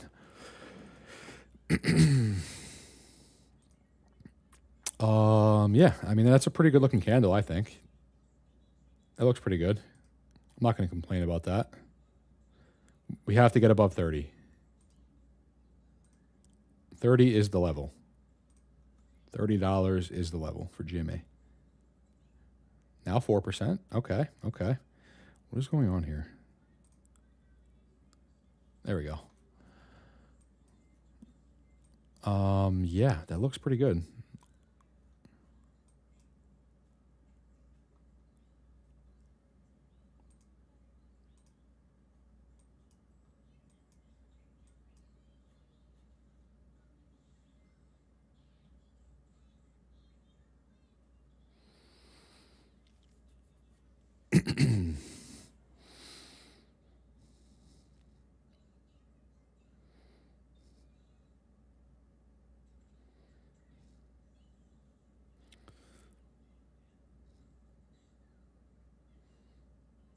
I wonder.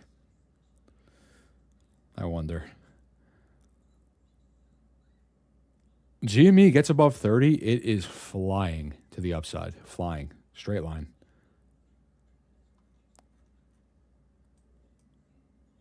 This white line here, $30.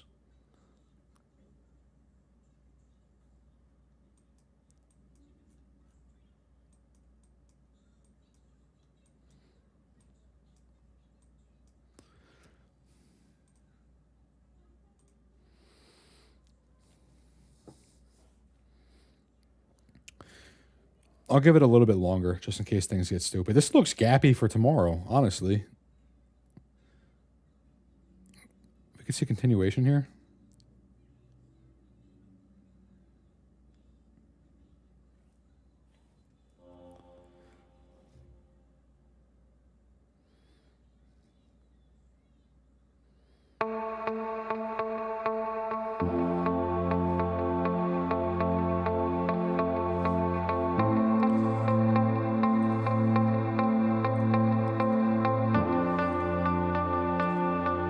Okay.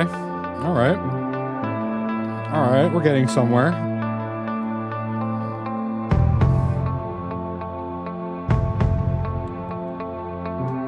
We're getting somewhere. Not too shabby so far.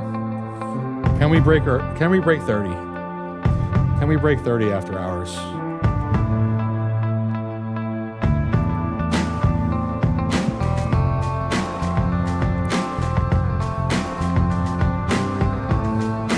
I'll allow it. That Wednesday fortune cookie is looking good.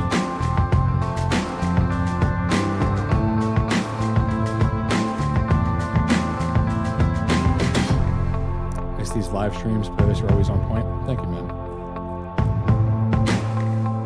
I think I played the same song 3 times in a row, but whatever. If you missed the earlier part of the stream, we had some very great conversation.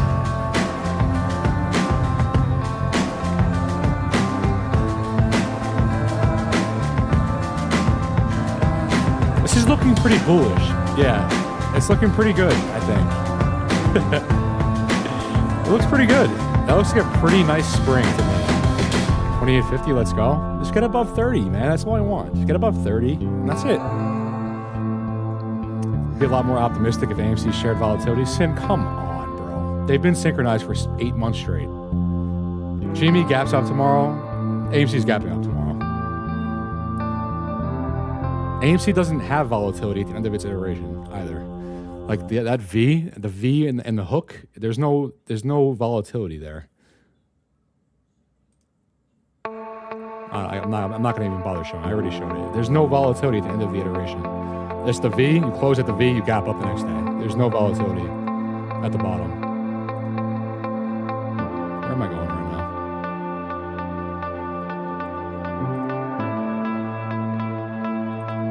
now? I have too many charts here. This is getting annoying.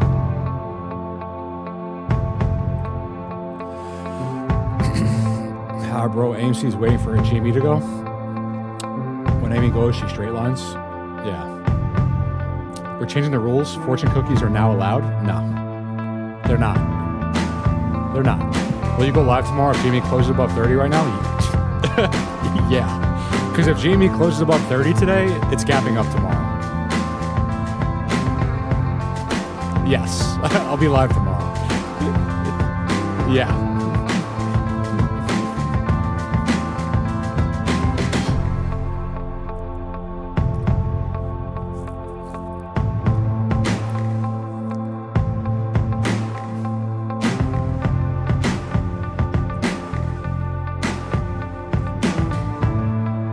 Come on, man. Come on. Come on, man. Come on, Jimmy. What are we doing here? Come on. Get above 30 for me one time.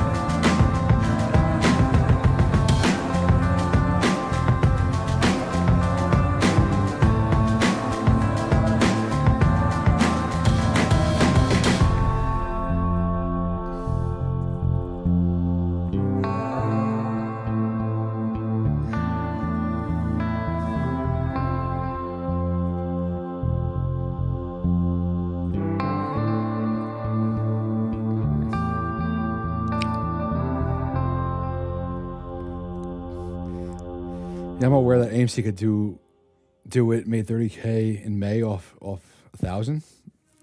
Nice, man. Nice W.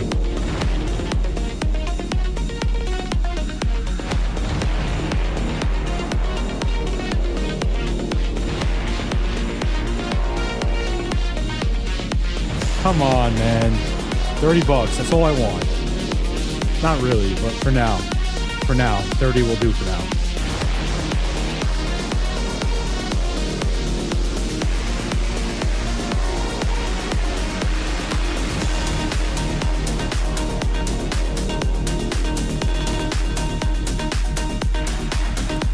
Would you look at that candle?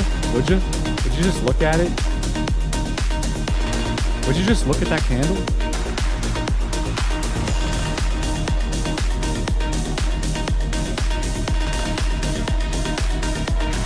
Come on, man. Almost there.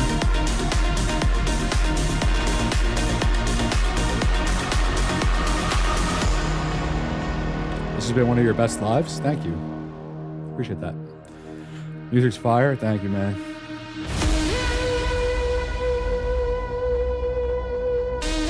Jimmy 9%, Amy 2. Jimmy gaps up, Amy gaps up. And Amy doesn't have to go far. 640, 200 EMA. 640 is the macro resistance. Big time macro resistance at 640. We don't have to go far.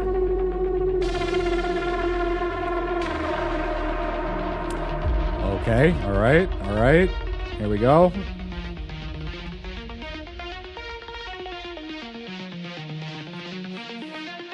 Also, I forgive you guys for booting me from the Discord. I didn't boot you, man. That wasn't me. I haven't been in my Discord in forever.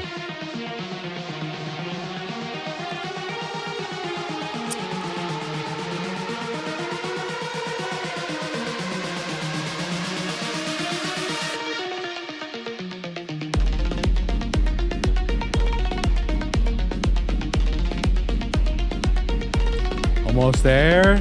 Almost there.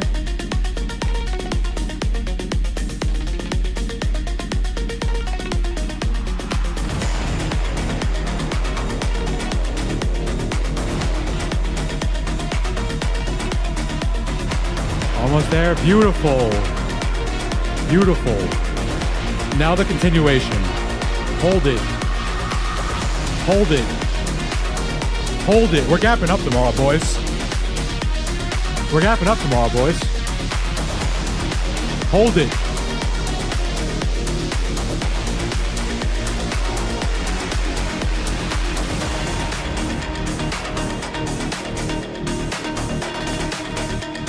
Come on. Do not reject.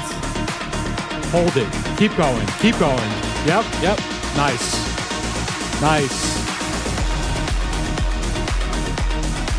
Look at that candle. Look at this candle.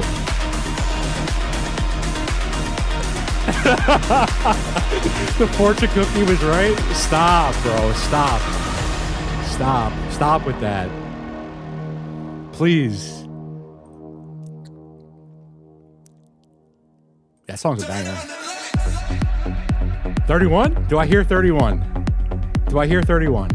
Okay, I do hear 31. Old Ant would be raging.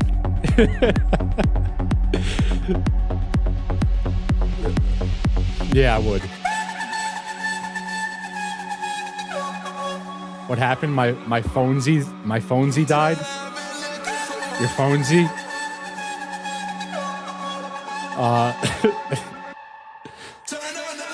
What do you mean your phone? Oh, you're on your computer? Jamie's at 30, 31 almost. Old Ant would be punching holes in the wall.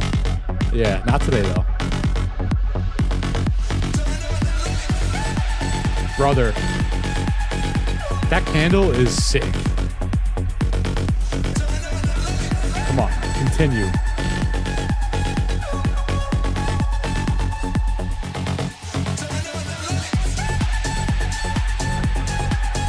Continuation. Gap up tomorrow, big time. This is screaming gap up tomorrow. This is a gap up already.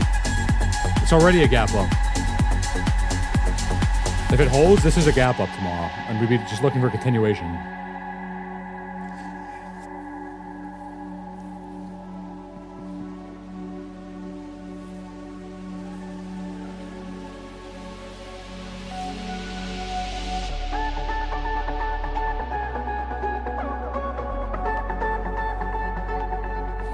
All I want to see is Kramer keep his word. What do you say?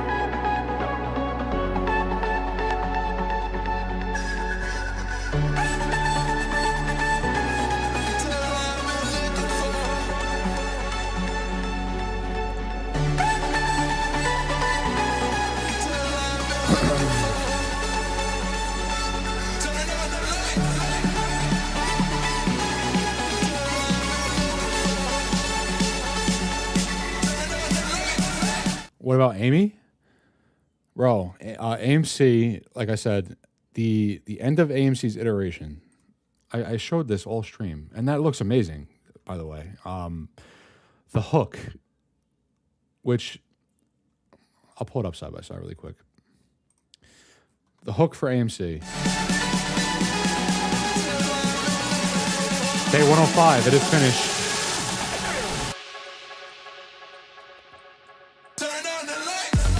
That should be my title. What am I doing right now?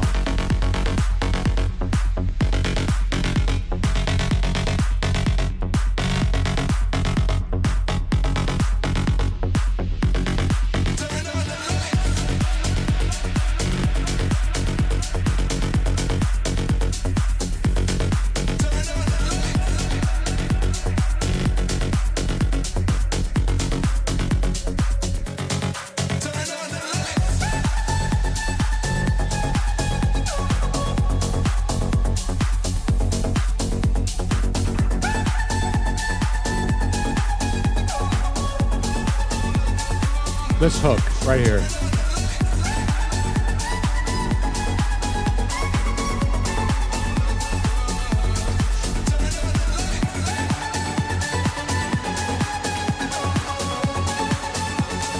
It breaks trend for the V. You see a little bit of upside, and then it just gaps. If GME gaps up tomorrow, AMC gaps up tomorrow. Pretty simple.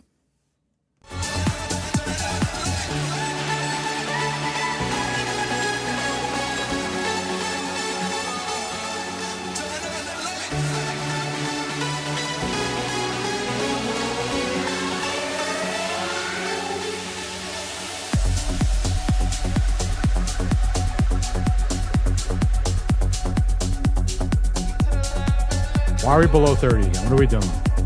This candle has me hyped. Yeah, that's a very good sign. I'll say that. That's a very, very, very good sign, that candle.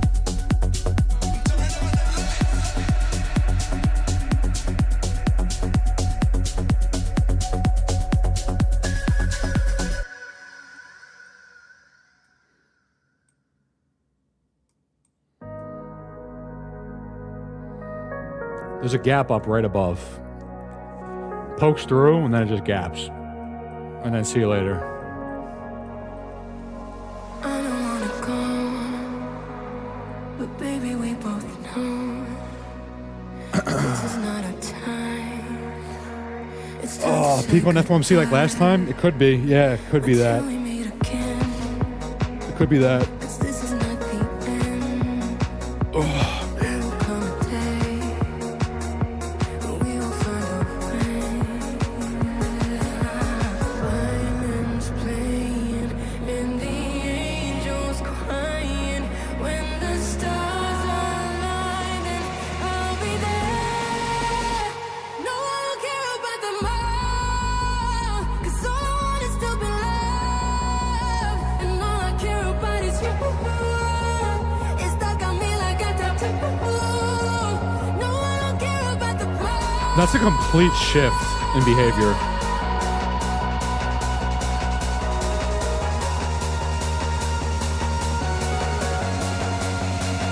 No, I don't care about the It needs to hold 30.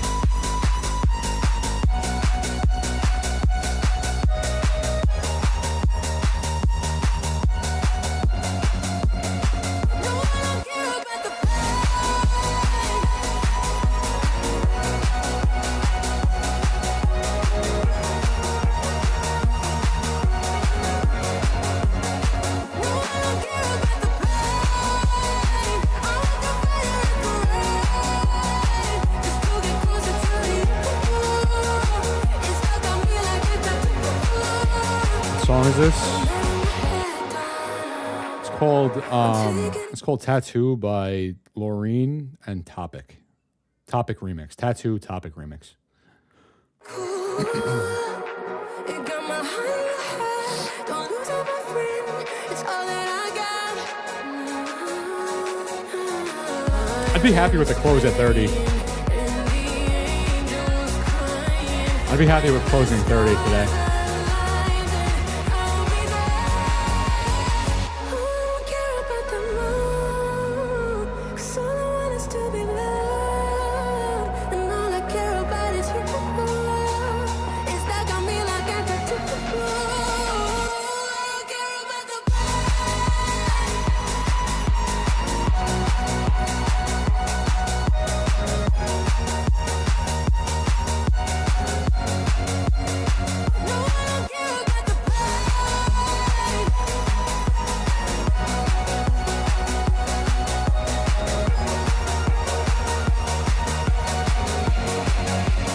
Looks like we're gonna flag on 30. Maybe. Yeah.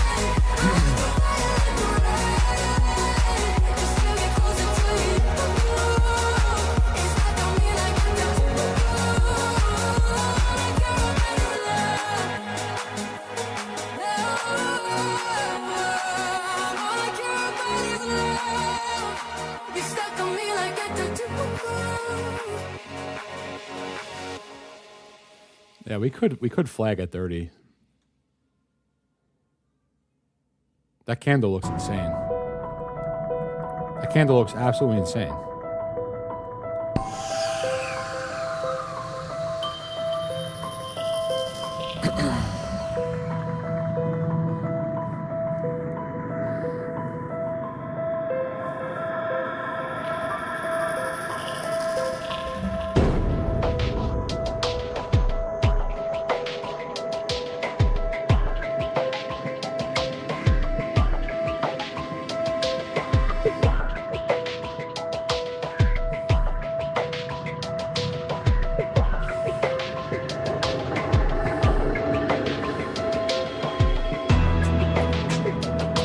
What does flagging at 30 mean?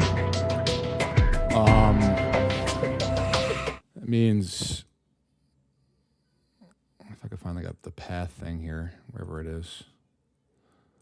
It means potentially, assuming that the bottom's in, something like that, into a break. Potentially, if it holds. If it holds.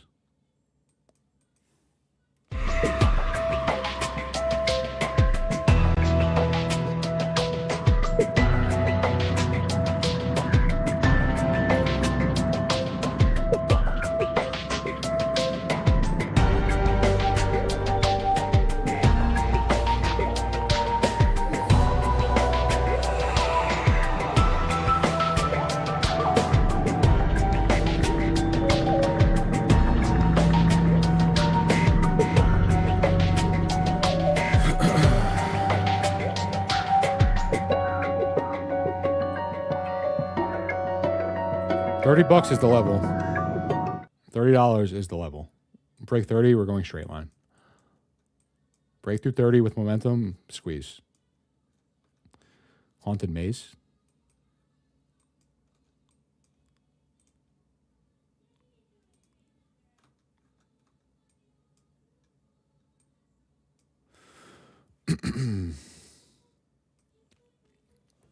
Is after hours more prevalent or a pre-market for signs of a move up?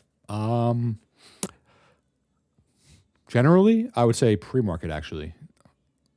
Like most of the genuine actual gap ups are pre-market.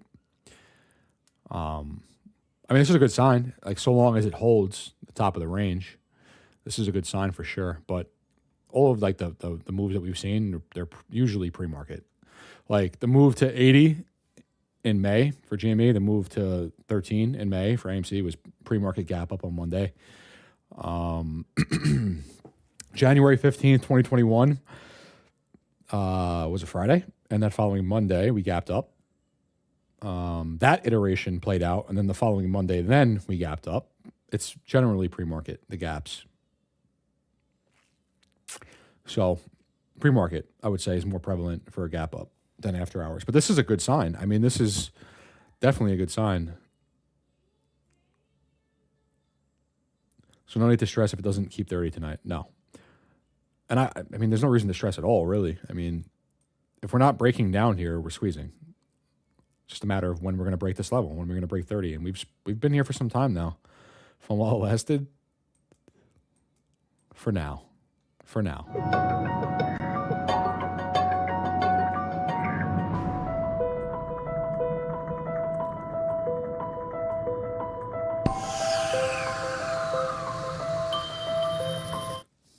Do you dream alone under the moon? Is it brighter, brighter when I'm with you? Is the afterglow strong enough to light this fire, fire back in us? Mixed emotions are still open, though we're far apart. I get this feeling, I wanna be where you are. I wanna be where you are. I wanna be where you are. I get this feeling, I wanna be where you are. I wanna be where you are. I wanna be where you are.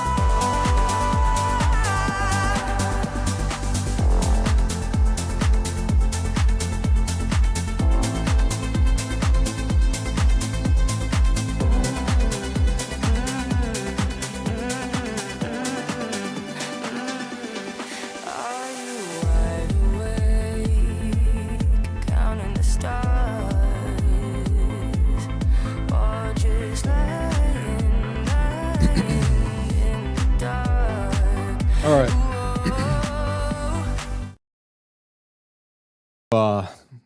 Go run to the store, and I have to help my wife and my daughter. So I'm going to cut it there for today. I don't think we're going to see anything crazy today after hours. Could gap up tomorrow for sure, especially considering this candle. If we do, I'm live first thing in the morning. This looks great. And that's really it. I mean, other than that, you know, we do have FOMC next week, so keep that in mind. And also IWM, which is about to break out. And it's a big deal. I've been talking about IWM and the synchronization with the meme stocks forever. The break out of this wedge here, which this vertical line is FOMC next week. The break out of this wedge is the break over 2021 highs, this green line, which is a big deal, as all the other indices in the market are way past their 2021 highs. IWM is not. IWM is right at the level currently, trading in a wedge. So that break on IWM more than likely is going to break with AMC and GameStop. So just keep that in mind as well. And that's it. That's it for today. I think that was an awesome live stream. Yeah, and I'll catch you guys soon. Hopefully tomorrow. Hopefully pre-market tomorrow. We see that continuation gap. That would be great. $30 is the level for GMA, and 5 is the level for AMC. I keep saying this over and over and over again. There's no price action above 30. There's no price action above 5. That is not a squeeze. And I'm not talking about these little wicks through here. I'm talking about the momentum break through 30 is the squeeze for GMA. And the momentum move through 5 is the squeeze for AMC. You're welcome to join the cooking later. Maybe, maybe not. I've been on my computer all day. I want to help my wife out with the baby and spend some time with her, with my wife and the baby. And I have to run to the store anyway. So that said, I'll catch you guys in the next one. Great stream, bro. See you next time. Slasher, slash master. Later. Mushroom Maestro. Later. Ryuk. Talk to you soon, bro. Of course. Everyone else, thank you guys very much. Enjoy the rest of your night. If we don't gap up tomorrow, don't stress. It looks amazing. It looks amazing. Get through 30. That's it. $30. Get through 30. We're squeezing. And we know we're squeezing. And we know that IWM is breaking to all-time highs, and we know that Bitcoin is going to 200K, and Dogecoin is going to all-time highs. All these things are happening; they've been happening, and we're there. We're at the end. We're at the end of these macros now, so it's time. It's time to see these moves. So, all of you, take care. God bless, and I will catch you guys in the next one. Obviously, I'm not making an update video today, but I'll catch you guys in the next one. Good night, and God bless.